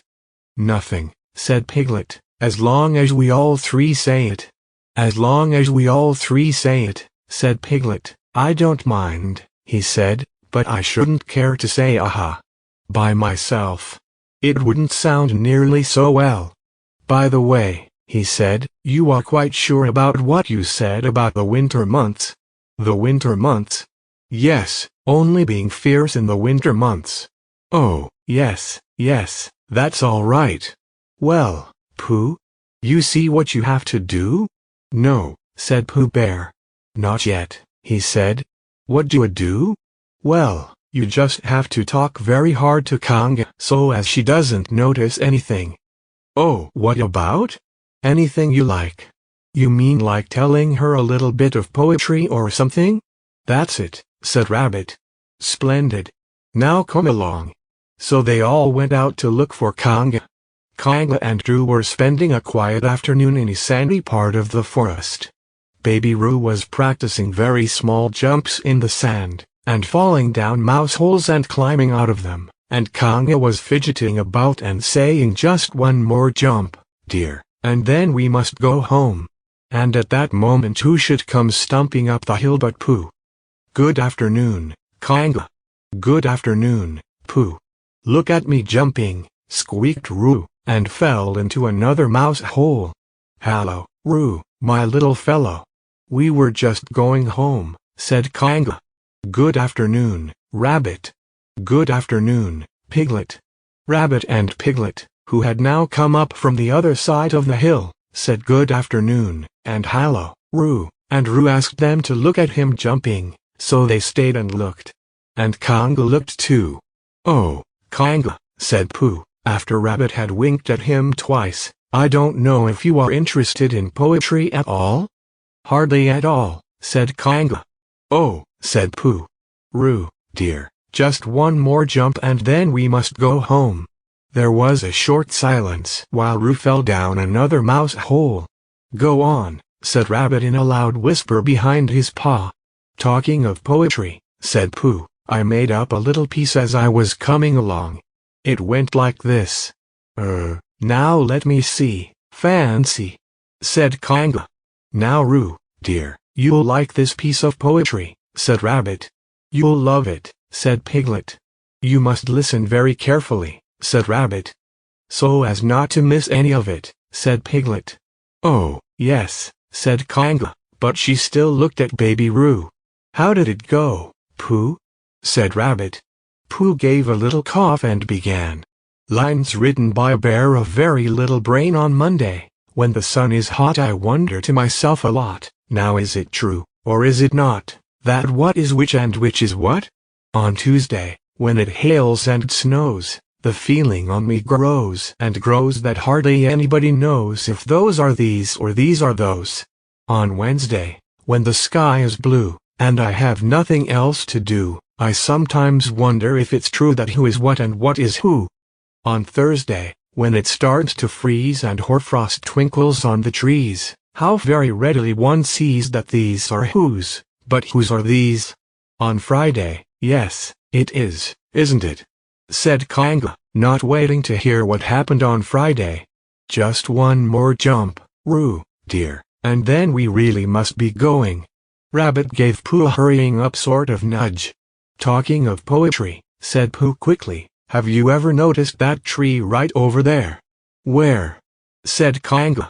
"Now, Roo, right over there," said Pooh, pointing behind Conga's back. "No," said Conga.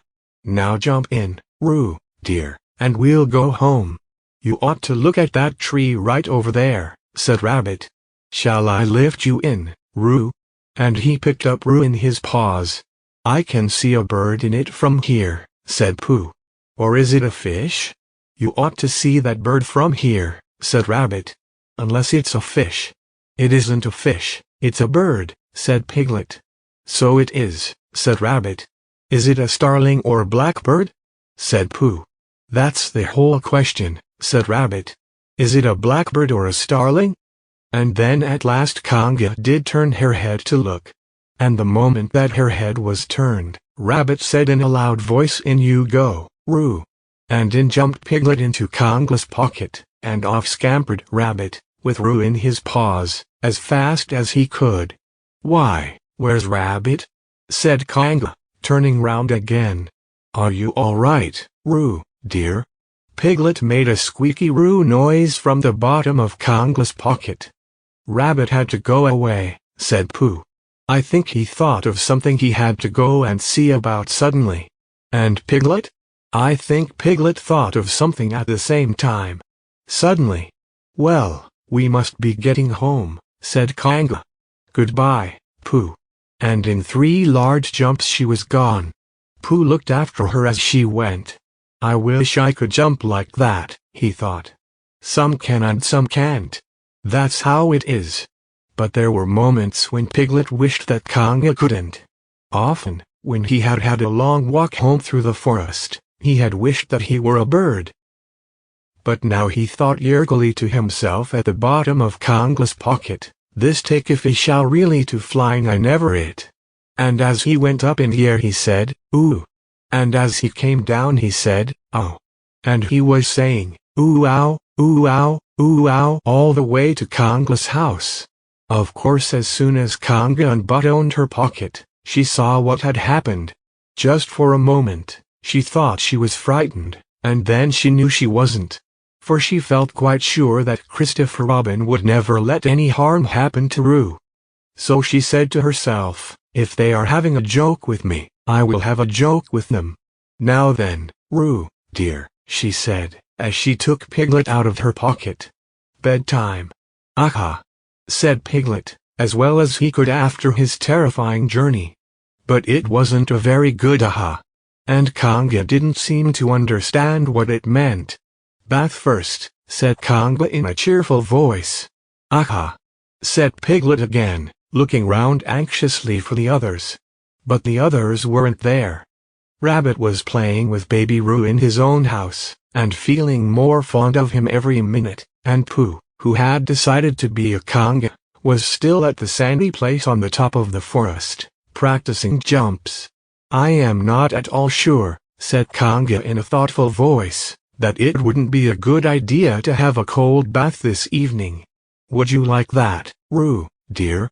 Piglet, who had never been really fond of baths, shuddered a long indignant shudder, and said in as brave a voice as he could, "Conga, I see that the time has come to split plainly."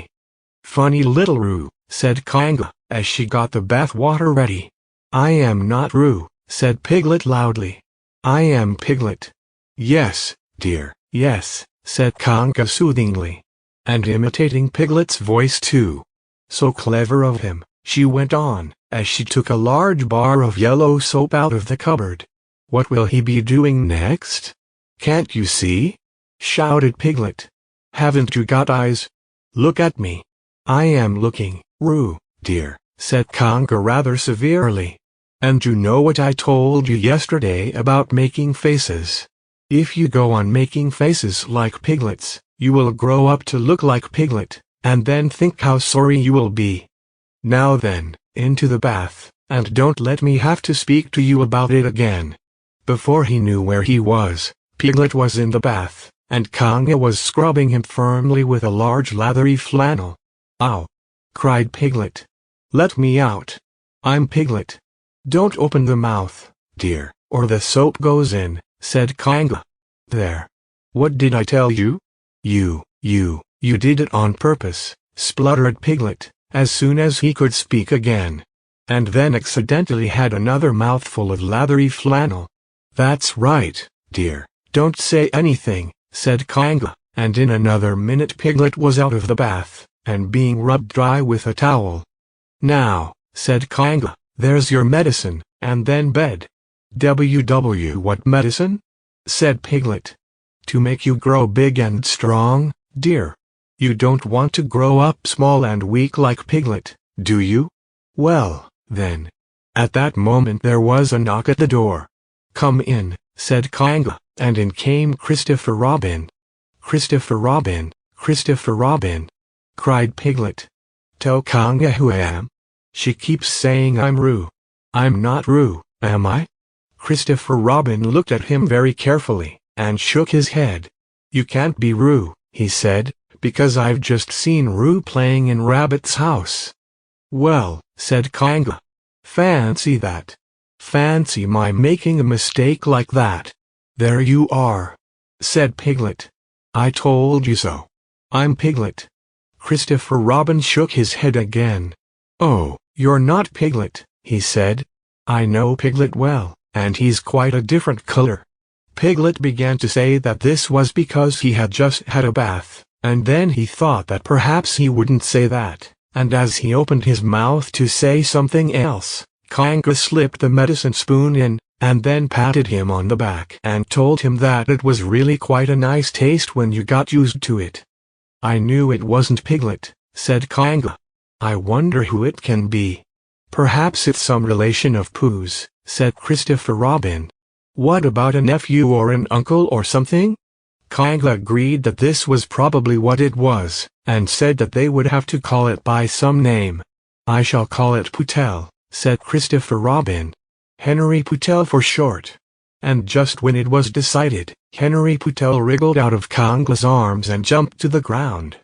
To his great joy, Christopher Robin had left the door open. Never had Henry Pootel Piglet run so fast as he ran then, and he didn't stop running until he had got quite close to his house. But when he was 100 yards away he stopped running, and rolled the rest of the way home, so as to get his own nice comfortable color again. So Kanga and Roo stayed in the forest. And every Tuesday Roo spent the day with his great friend Rabbit, and every Tuesday Kanga spent the day with her great friend Pooh, teaching him to jump, and every Tuesday Piglet spent the day with his great friend Christopher Robin. So they were all happy again. Chapter 8, in which Christopher Robin leads an expedition to the North Pole. One fine day Pooh had stumped up to the top of the forest to see if his friend Christopher Robin was interested in bears at all. At breakfast that morning he had suddenly thought of a new song. It began like this: "Sing ho, for the life of a bear." When he had got as far as this, he scratched his head, and thought to himself, "That's a very good start for a song, but what about the second line?" He tried singing ho 2 or 3 times, but it didn't seem to help. "Perhaps it would be better," he thought, "if I sang hi for the life of a bear." So he sang it. But it wasn't. "Very well, then," he said, "I shall sing that first line twice. And perhaps if I sing it very quickly, I shall find myself singing the third and fourth lines before I have time to think of them, and that will be a good song.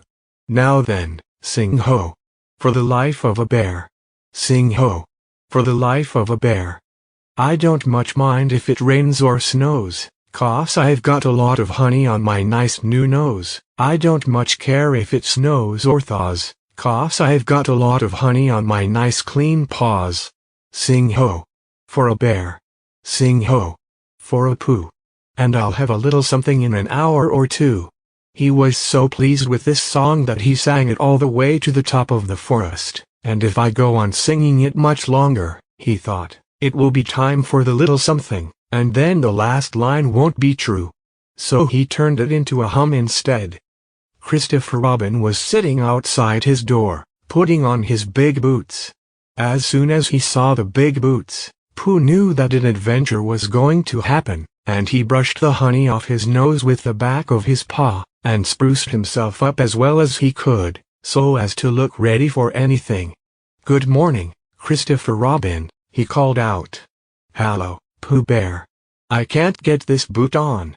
"That's bad," said Pooh.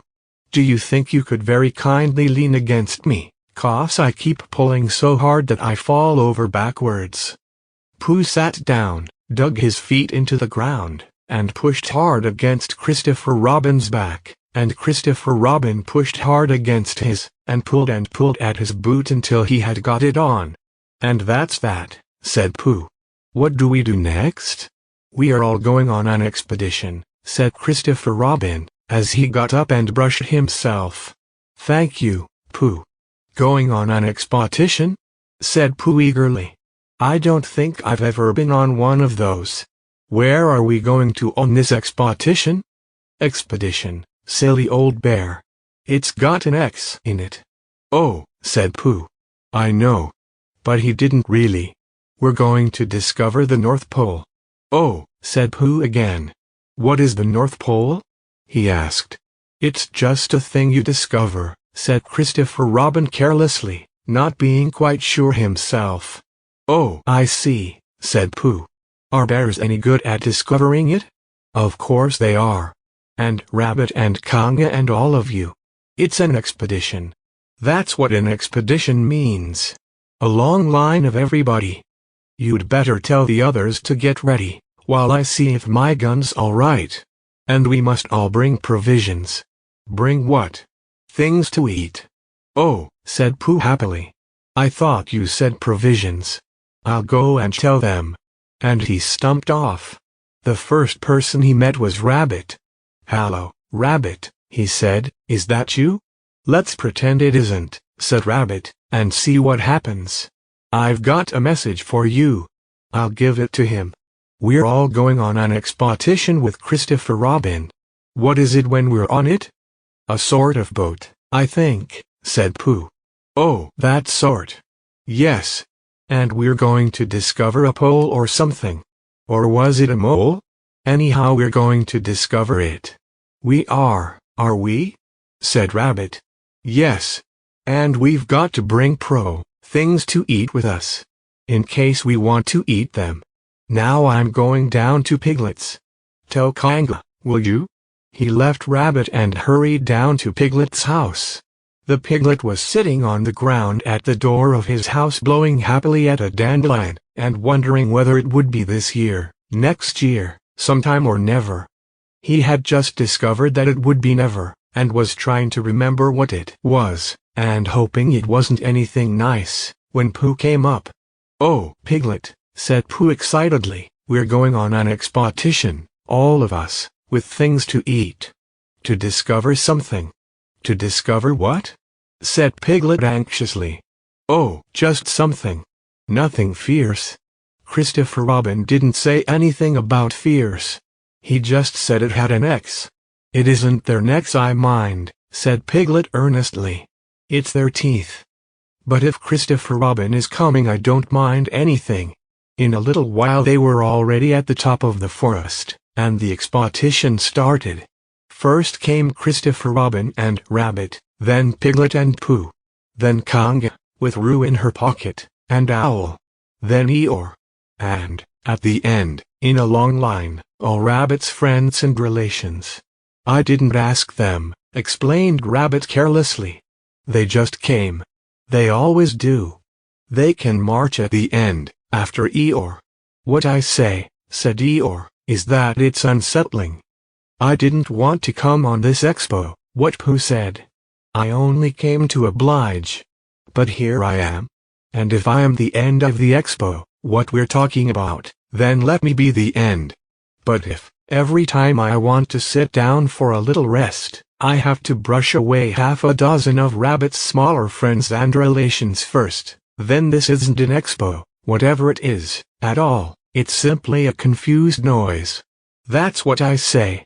I see what Eeyore means, said Owl. If you ask me, I'm not asking anybody, said Eeyore. I'm just telling everybody. We can look for the North Pole, or we can play Here We Go gathering nuts and May with the end part of an ant's nest. It's all the same to me. There was a shout from the top of the line. Come on, called Christopher Robin. Come on, called Pooh and Piglet. Come on, called Owl. We're starting, said Rabbit. I must go. And he hurried off to the front of the expedition with Christopher Robin. All right, said Eeyore. We're going. Only don't blame me. So off they all went to discover the pole. And as they walked, they chattered to each other of this and that, all except Pooh, who was making up a song. This is the first verse, he said to Piglet. when he was ready with it. "First verse of what? My song? What song?" "This one." "Which one?" "Well, if you listen, Piglet, you'll hear it." "How do you know I'm not listening?" Pooh couldn't answer that one, so he began to sing. They all went off to discover the pole, Owl and Piglet and Rabbit and all. It's a thing you discover, as I've been told by Owl and Piglet and Rabbit and all. Eeyore, Christopher Robin and Pooh and Rabbit's relations all went too, and where the pole was none of them knew. "Sing, hey, for Owl and Rabbit and all." "Hush," said Christopher Robin turning round to Pooh, "we're just coming to a dangerous place." "Hush," said Pooh turning round quickly to Piglet. "Hush," said Piglet to Conga. "Hush," said Conga to Owl, while Roo said hush several times to himself very quietly. "Hush," said Owl to Eeyore. "Hush," said Eeyore in a terrible voice to all Rabbit's friends and relations, and hush, they said hastily to each other all down the line, until it got to the last one of all. And the last and smallest friend and relation was so upset to find that the whole expedition was saying hush to him, that he buried himself head downwards in a crack in the ground, and stayed there for 2 days until the danger was over, and then went home in a great hurry, and lived quietly with his aunt ever afterwards. His name was Alexander Beetle. They had come to a stream which twisted and tumbled between high rocky banks, and Christopher Robin saw at once how dangerous it was. "It's just the place," he explained, "for an ambush." "What sort of bush?" whispered Pooh to Piglet. "A gorse bush." "My dear Pooh," said Owl in his superior way, "don't you know what an ambush is?" "Owl," said Piglet, looking round at him severely. Pooh's whisper was a perfectly private whisper, and there was no need. "An ambush," said Owl, "is a sort of surprise." "So is a gorse bush sometimes," said Pooh. "An ambush, as I was about to explain to Pooh," said Piglet, "is a sort of surprise. If people jump out at you suddenly, that's an ambush," said Owl. "It's an ambush, Pooh, when people jump at you suddenly," explained Piglet. Pooh, who now knew what an ambush was, said that a gorse bush had sprung at him suddenly one day when he fell off a tree, and he had taken 6 days to get all the prickles out of himself. "We are not talking about gorse bushes," said Owl a little crossly. "I am," said Pooh. They were climbing very cautiously up the stream now, going from rock to rock, and after they had gone a little way they came to a place where the banks widened out at each side, so that on each side of the water there was a level strip of grass on which they could sit down and rest. As soon as he saw this, Christopher Robin called halt, and they all sat down and rested. "I think," said Christopher Robin, "that we ought to eat all our provisions now, so that we shan't have so much to carry." "Eat all our what?" said Pooh. "All that we've brought," said Piglet, getting to work. "That's a good idea," said Pooh, and he got to work too. "Have you all got something?" asked Christopher Robin with his mouth full.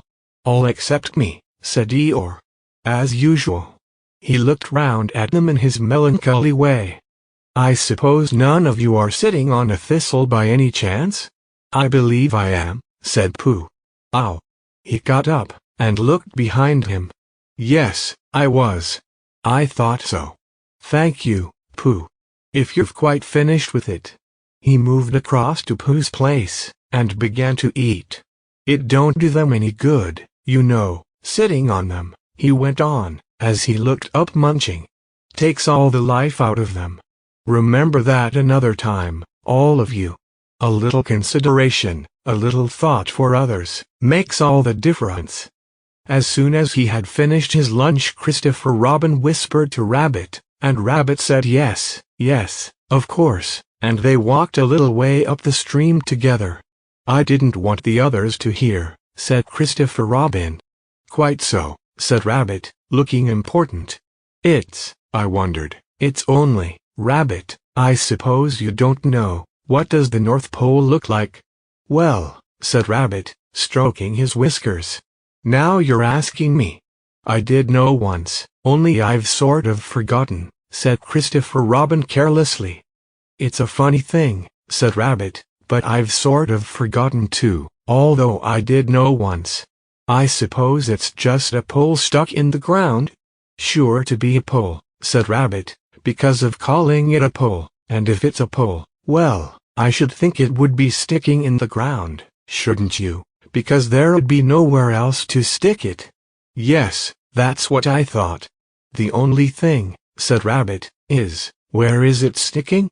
That's what we're looking for, said Christopher Robin. They went back to the others. Piglet was lying on his back, sleeping peacefully. Roo was washing his face and paws in the stream, while Conga explained to everybody proudly that this was the first time he had ever washed his face himself, and Owl was telling Conga an interesting anecdote full of long words like encyclopedia and rhododendron to which Conga wasn't listening. I don't hold with all this washing, grumbled Eeyore. This modern behind-the-ears nonsense. What do you think, Pooh? Well, said Pooh, I think, but we shall never know what Pooh thought, for there came a sudden squeak from Roo, a splash, and a loud cry of alarm from Conga. So much for washing, said Eeyore. Roo's fallen in, cried Rabbit, and he and Christopher Robin came rushing down to the rescue. Look at me swimming, squeaked Roo from the middle of his pool, and was hurried down a waterfall into the next pool. Are you all right, Roo dear? Called Conga anxiously. Yes, said Roo. Look at me SW, and down he went over the next waterfall into another pool. Everybody was doing something to help. Piglet, wide awake suddenly, was jumping up and down and making ooh, I say noises. Owl was explaining that in a case of sudden and temporary immersion the important thing was to keep the head above water. Conga was jumping along the bank, saying, Are you sure you're all right, Roo dear? To which Roo, from whatever pool he was in at the moment, was answering, Look at me swimming. Eeyore had turned round and hung his tail over the first pool into which Roo fell, and with his back to the accident was grumbling quietly to himself, and saying, All this washing. But catch on to my tail, little Roo, and you'll be all right. And Christopher Robin and Rabbit came hurrying past Eeyore, and were calling out to the others in front of them. All right, Roo, I'm coming, called Christopher Robin. Get something across the stream lower down, some of you fellows, called Rabbit. But Pooh was getting something. 2 pools below Roo he was standing with a long pole in his paws, and Conga came up and took one end of it, and between them they held it across the lower part of the pool. And Roo, still bubbling proudly, Look at me swimming, drifted up against it, and climbed out. Did you see me swimming? Squeaked Roo excitedly, while Conga scolded him and rubbed him down. Pooh, did you see me swimming? That's called swimming, what I was doing. Rabbit, did you see what I was doing? Swimming. Hallo, Piglet. I say, Piglet. What do you think I was doing? Swimming. Christopher Robin, did you see me? But Christopher Robin wasn't listening. He was looking at Pooh. Pooh, he said, where did you find that pole? Pooh looked at the pole in his hands. I just found it, he said. I thought it ought to be useful. I just picked it up. Pooh, said Christopher Robin solemnly, the expedition is over. You have found the North Pole. Oh, said Pooh. Eeyore was sitting with his tail in the water when they all got back to him. Tell Roo to be quick, somebody, he said. My tail's getting cold. I don't want to mention it, but I just mention it. I don't want to complain, but there it is. My tail's cold. Here I am, squeaked Roo. Oh, there you are. Did you see me swimming? Eeyore took his tail out of the water, and swished it from side to side. As I expected, he said. Lost all feeling. Numbed it. That's what it's done. Numbed it. Well, as long as nobody minds, I suppose it's all right. Poor old Eeyore. I'll dry it for you, said Christopher Robin, and he took out his handkerchief and rubbed it up. "Thank you, Christopher Robin. You're the only one who seems to understand about tales. They don't think, that's what the matter with some of these others. They've no imagination. A tale isn't a tale to them, it's just a little bit extra at the back." "Never mind, Eeyore," said Christopher Robin, rubbing his hardest. "Is that better? It's feeling more like a tale perhaps. It belongs again, if you know what I mean." "Hollow, Eeyore," said Pooh, coming up to them with his pole. "Hollow, Pooh. Thank you for asking, but I shall be able to use it again in a day or two." "Use what?" said Pooh. "What we are talking about."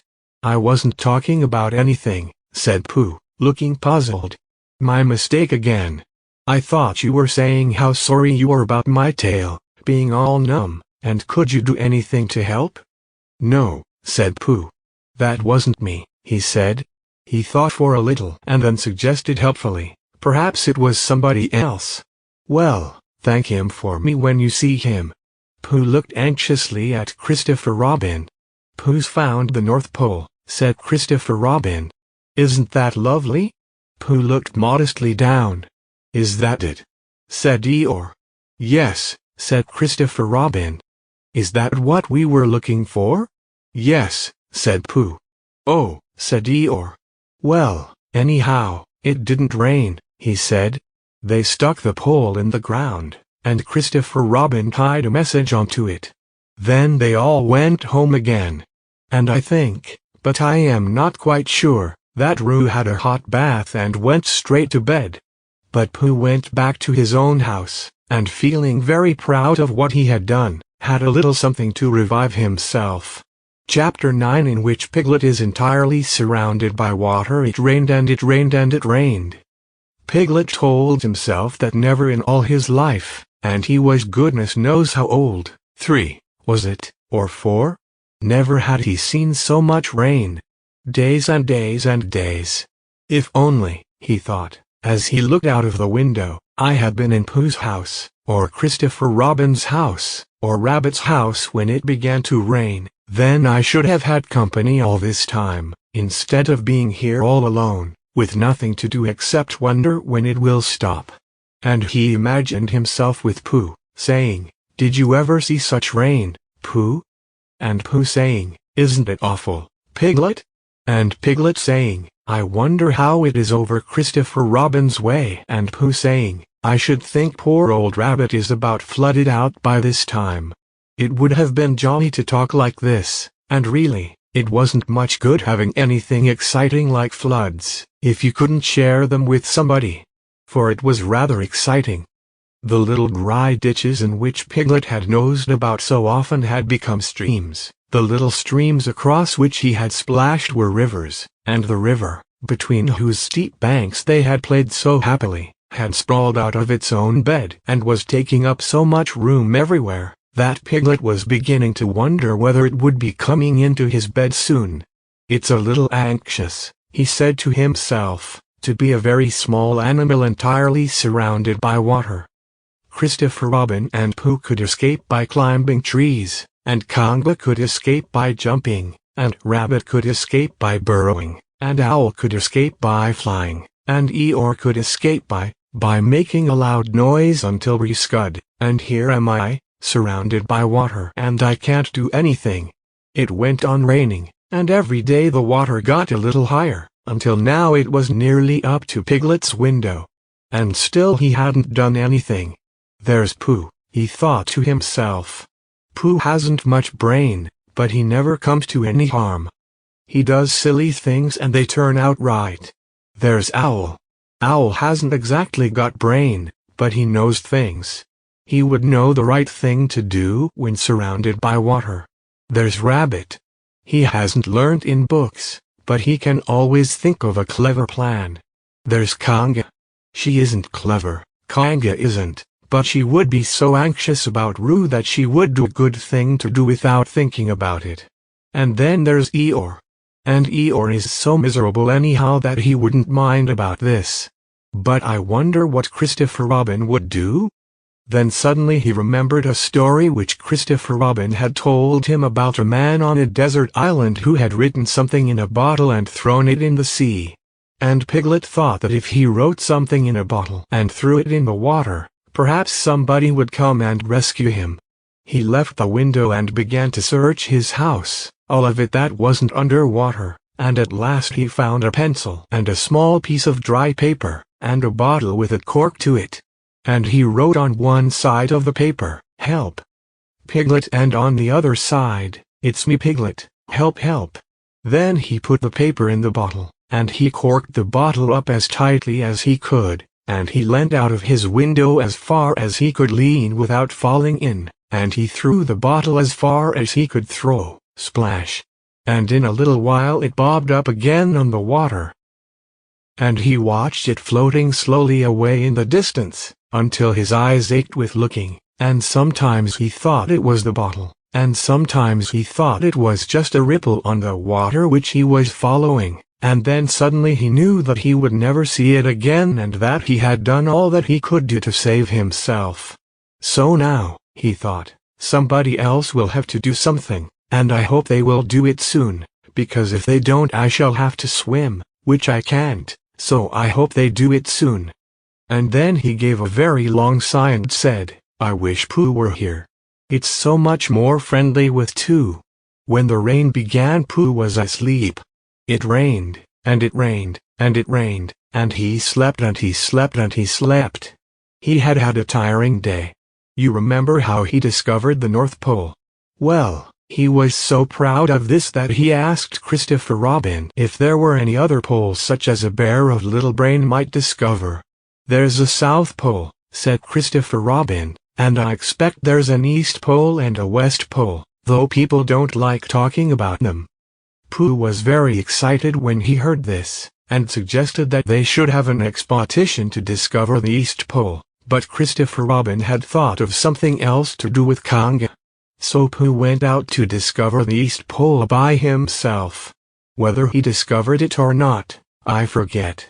But he was so tired when he got home that, in the very middle of his supper, after he had been eating for little more than half an hour, he fell fast asleep in his chair, and slept and slept and slept. Then suddenly he was dreaming.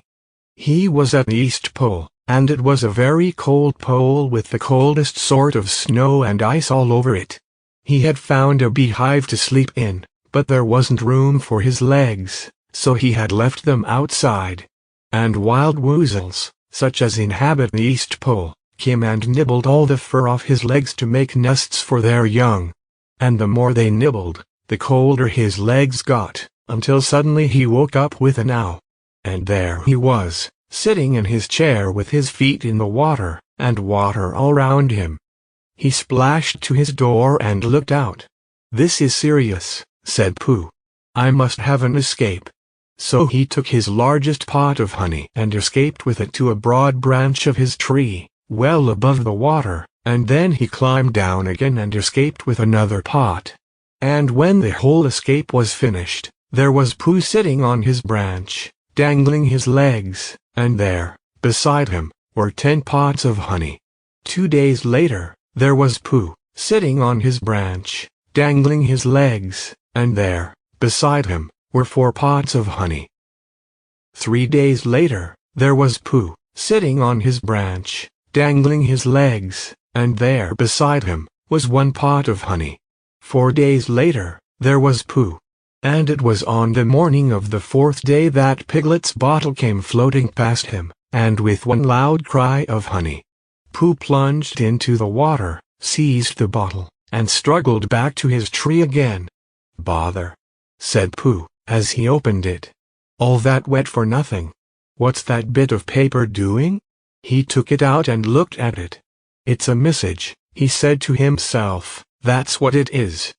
And that letter is a P, and so is that, and so is that, and P means Pooh, so it's a very important message to me, and I can't read it.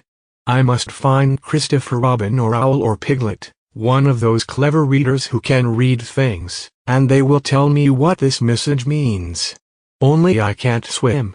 Bother." Then he had an idea. and I think that for a bear of very little brain, it was a good idea. He said to himself, if a bottle can float, then a jar can float, and if a jar floats, I can sit on the top of it, if it's a very big jar. So he took his biggest jar, and corked it up. All boats have to have a name, he said, so I shall call mine the Floating Bear. And with these words he dropped his boat into the water and jumped in after it. For a little while Pooh and the Floating Bear were uncertain as to which of them was meant to be on the top, but after trying 1 or 2 different positions, they settled down with the Floating Bear underneath, and Pooh triumphantly astride it, paddling vigorously with his feet.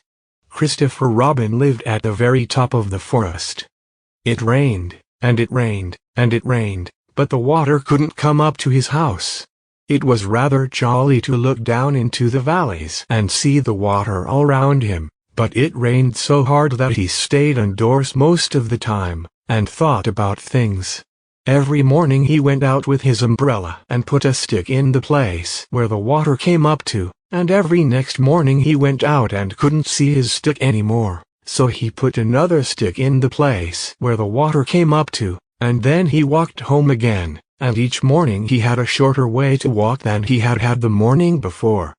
On the morning of the 5th day he saw the water all round him, and knew that for the first time in his life he was on a real island, which was very exciting. It was on this morning that Owl came flying over the water to say how do you do to his friend Christopher Robin. I say, Owl, said Christopher Robin, isn't this fun? I'm on an island.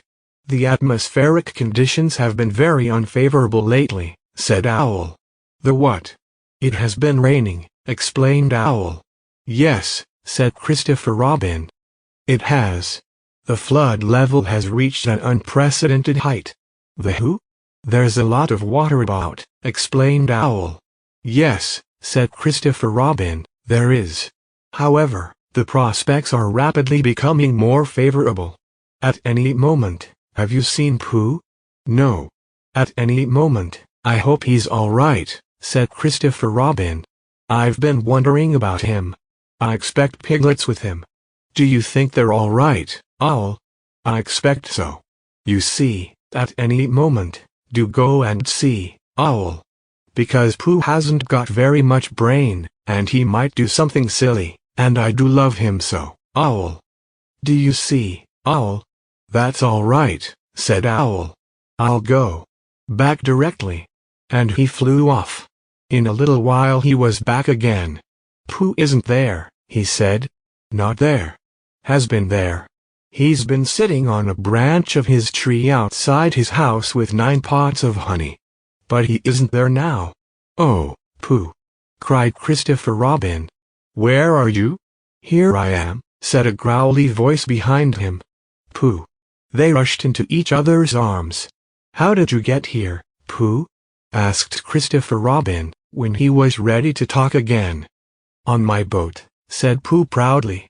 I had a very important message sent me in a bottle, and owing to having got some water in my eyes, I couldn't read it, so I brought it to you. On my boat. With these proud words he gave Christopher Robin the message. But it's from Piglet, cried Christopher Robin when he had read it. Isn't there anything about Pooh in it? Asked Bear, looking over his shoulder. Christopher Robin read the message aloud. Oh, are those peas Piglet's? I thought they were Pooh's. We must rescue him at once. I thought he was with you, Pooh. Owl, could you rescue him on your back? I don't think so, said Owl, after grave thought. It is doubtful if the necessary dorsal muscles. Then would you fly to him at once and say that rescue is coming? And Pooh and I will think of a rescue and come as quick as ever we can. Oh, don't talk, Owl, go on quick. And, still thinking of something to say, Owl flew off. Now then, Pooh, said Christopher Robin, where's your boat?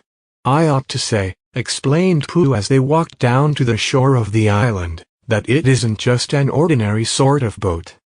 Sometimes it's a boat, and sometimes it's more of an accident. It all depends. Depends on what? on whether I'm on the top of it or underneath it." "Oh, well, where is it?" "There," said Pooh, pointing proudly to the floating bear. It wasn't what Christopher Robin expected, and the more he looked at it, the more he thought what a brave and clever bear Pooh was, and the more Christopher Robin thought this, the more Pooh looked modestly down his nose and tried to pretend he wasn't. "But it's too small for 2 of us," said Christopher Robin sadly. "3 of us with Piglet. That makes it smaller still. Oh, Pooh Bear, what shall we do?" And then this bear, Pooh Bear, Winnie the Pooh, FOP, RC, PD, ECNTF, in fact, Pooh himself, said something so clever that Christopher Robin could only look at him with mouth open and eyes staring, wondering if this was really the bear of very little brain whom he had known and loved so long. "We might go in your umbrella," said Pooh. "We might go in your umbrella," said Pooh. "We might go in your umbrella," said Pooh. For suddenly Christopher Robin saw that they might. He opened his umbrella and put it point downwards in the water. It floated but wobbled. Pooh got in. He was just beginning to say that it was all right now, when he found that it wasn't, so after a short drink which he didn't really want he waded back to Christopher Robin. Then they both got in together, and it wobbled no longer. "I shall call this boat the Brain of Pooh," said Christopher Robin, and the Brain of Pooh set sail forthwith in a southwesterly direction, revolving gracefully. You can imagine Piglet's joy when at last the ship came in sight of him. In after years he liked to think that he had been in very great danger during the terrible flood, but the only danger he had really been in was in the last half-hour of his imprisonment, when Owl, who had just flown up, sat on a branch of his tree to comfort him, and told him a very long story about an ant who had once laid a seagull's egg by mistake, and the story went on, rather like this sentence, until Piglet, who was listening out of his window without much hope, went to sleep quietly and naturally, slipping slowly out of the window towards the water until he was only hanging on by his toes, at which moment luckily, a sudden loud squawk from Owl, which was really part of the story, being what his aunt said, woke the Piglet up and just gave him time to jerk himself back into safety and say, "How interesting, and did she?" Well, you can imagine his joy when at last he saw the good ship, Brain of Pooh, coming over the sea to rescue him. Christopher Robin and Pooh again. And that is really the end of the story, and I am very tired after that last sentence. I think I shall stop there. Chapter 10, in which Christopher Robin gives Pooh a party, and we say goodbye one day when the sun had come back over the forest, bringing with it the scent of May, and all the streams of the forest were tinkling happily to find themselves their own pretty shape again, and the little pools lay dreaming of the life they had seen and the big things they had done, and in the warmth and quiet of the forest the cuckoo was trying over his voice carefully and listening to see if he liked it, and wood pigeons were complaining gently to themselves in their lazy comfortable way that it was the other fellow's fault, but it didn't matter very much. On such a day as this Christopher Robin whistled in a special way he had, and Owl came flying out of the 100 Acre Wood to see what was wanted. "Owl," said Christopher Robin, "I am going to give a party." "You are you?" said Owl. "And it's to be a special sort of party, because it's because of what Pooh did when he did what he did to save Piglet from the flood." "Oh, that's what it's for, is it?" said Owl.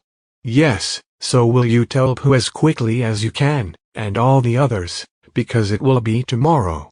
"Oh, it will it?" said Owl, still being as helpful as possible. "So will you go and tell them, Owl?" Owl tried to think of something very wise to say, but couldn't, so he flew off to tell the others. And the first person he told was Pooh. "Pooh," he said, "Christopher Robin is giving a party." "Oh," said Pooh. And then, seeing that Owl expected him to say something else, he said, "Will there be those little cake things with pink sugar icing?" Owl felt that it was rather beneath him to talk about little cake things with pink sugar icing, So he told Pooh exactly what Christopher Robin had said, and flew off to Eeyore. "A party for me?" thought Pooh to himself. "How grand!" And he began to wonder if all the other animals would know that it was a special Pooh party, and if Christopher Robin had told them about the floating bear and the brain of Pooh and all the wonderful ships he had invented and sailed on, and he began to think how awful it would be if everybody had forgotten about it, and nobody quite knew what the party was for. And the more he thought like this, the more the party got muddled in his mind, like a dream when nothing goes right.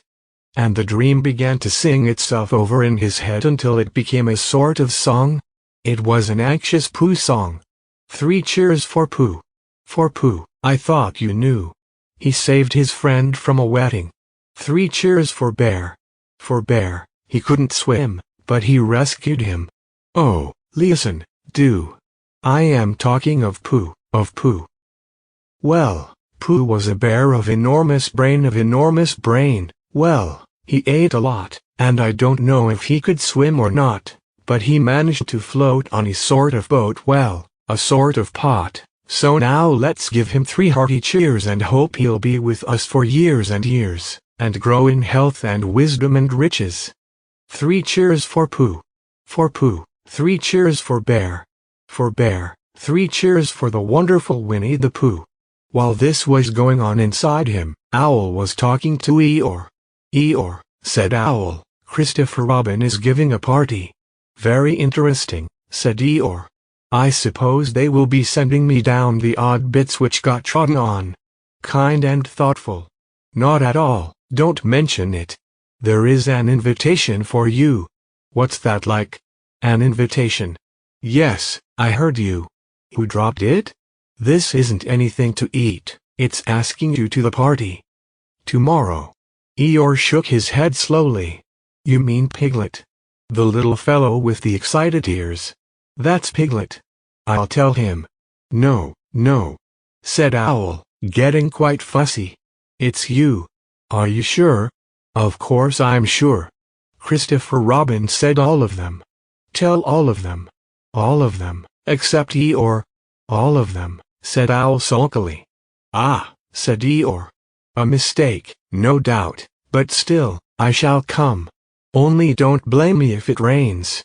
But it didn't rain. Christopher Robin had made a long table out of some long pieces of wood, and they all sat round it. Christopher Robin sat at one end, and Pooh sat at the other, and between them on one side were Owl and Eeyore and Piglet, and between them on the other side were Rabbit, and Drew and Conga. And all Rabbit's friends and relations spread themselves about on the grass, and waited hopefully in case anybody spoke to them, or dropped anything, or asked them the time. It was the first party to which Roo had ever been, and he was very excited. As soon as ever they had sat down he began to talk. "Hallo, Pooh," he squeaked. "Hallo, Roo," said Pooh. Roo jumped up and down in his seat for a little while and then began again. "Hallo, Piglet," he squeaked. Piglet waved a paw at him, being too busy to say anything. "Hallo, Eeyore," said Roo. Eeyore nodded gloomily at him. "It will rain soon, you see if it doesn't," he said. Roo looked to see if it didn't, and it didn't, so he said "Hallo, Owl." And Owl said "Hallo, my little fellow," in a kindly way, and went on telling Christopher Robin about an accident which had nearly happened to a friend of his whom Christopher Robin didn't know, and Conga said to Roo, "Drink up your milk first, dear, and talk afterwards." So Roo, who was drinking his milk, tried to say that he could do both at once, and had to be patted on the back and dried for quite a long time afterwards. When they had all nearly eaten enough, Christopher Robin banged on the table with his spoon, and everybody stopped talking and was very silent, except Roo, who was just finishing a loud attack of hiccups and trying to look as if it was one of Rabbit's relations. "This party," said Christopher Robin, "is a party because of what someone did, and we all know who it was, and it's his party, because of what he did, and I've got a present for him and here it is." Then he felt about a little and whispered, "Where is it?" While he was looking, Eeyore coughed in an impressive way and began to speak. "Friends," he said, including oddments, "it is a great pleasure, or perhaps I had better say it has been a pleasure so far, to see you at my party. What I did was nothing. Any of you, except Rabbit and Owl and Conga, would have done the same. Oh, and Pooh. My remarks do not, of course, apply to Piglet and Drew, because they are too small. Any of you would have done the same. But it just happened to be me. It was not, I need hardly say, with an idea of getting what Christopher Robin is looking for now," and he put his front leg to his mouth and said in a loud whisper, "Try under the table, that I did what I did, but because I feel that we should all do what we can to help. I feel that we should all, help," said Roo accidentally. "Roo, dear," said Conga reproachfully. "Was it me?" asked Roo, a little surprised. "What's Eeyore talking about?" Piglet whispered to Pooh. "I don't know," said Pooh rather dolefully. "I thought this was your party. I thought it was once. But I suppose it isn't." "I'd sooner it was yours than Eeyore's," said Piglet. "So would I," said Pooh. Hup," said Roo again. "As I was saying," said Eeyore loudly and sternly, "as I was saying when I was interrupted by various loud sounds, I feel that, here it is," cried Christopher Robin excitedly. "Pass it down to silly old Pooh. It's for Pooh." "For Pooh?" said Eeyore. "Of course it is. The best bear in all the world." "I might have known," said Eeyore. "After all, one can't complain. I have my friends. Somebody spoke to me only yesterday.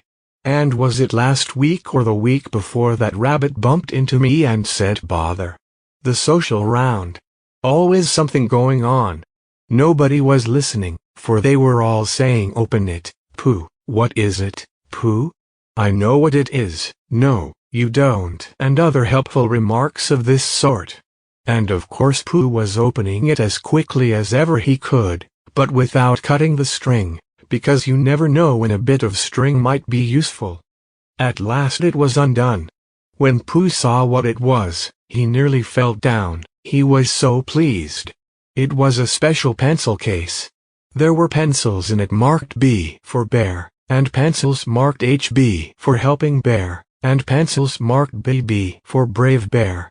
There was a knife for sharpening the pencils, and India rubber for rubbing out anything which you had spelt wrong, and a ruler for ruling lines for the words to walk on, and inches marked on the ruler in case you wanted to know how many inches anything was, and blue pencils and red pencils and green pencils for saying special things in blue and red and green. And all these lovely things were in little pockets of their own in a special case which shut with a click when you clicked it. And they were all for Pooh. "Oh," said Pooh. "Oh, Pooh," said everybody else except Eeyore. "Thank you," growled Pooh. But Eeyore was saying to himself, this writing business. Pencils and what not. Overrated, if you ask me. Silly stuff. Nothing in it. Later on, when they had all said goodbye and thank you to Christopher Robin, Pooh and Piglet walked home thoughtfully together in the golden evening, and for a long time they were silent. "When you wake up in the morning, Pooh," said Piglet at last, "what's the first thing you say to yourself?" "What's for breakfast?" said Pooh. "What do you say, Piglet?" "I say, I wonder what's going to happen exciting today?" said Piglet. Pooh nodded thoughtfully. "It's the same thing," he said. "And what did happen?" asked Christopher Robin. "When?" "Next morning." "I don't know. Could you think and tell me and Pooh sometime? If you wanted it very much." "Pooh does," said Christopher Robin. He gave a deep sigh, picked his bear up by the leg and walked off to the door, trailing Winnie the Pooh behind him. At the door he turned and said, "Coming to see me have my bath?" "I might," I said. "Was Pooh's pencil case any better than mine?" "It was just the same," I said. He nodded and went out. And in a moment I heard Winnie the Pooh, bump, bump, bump, going up the stairs behind him. Printed in Canada by Warwick Bros and Rutter, Limited Printers and Bookbinders, Toronto.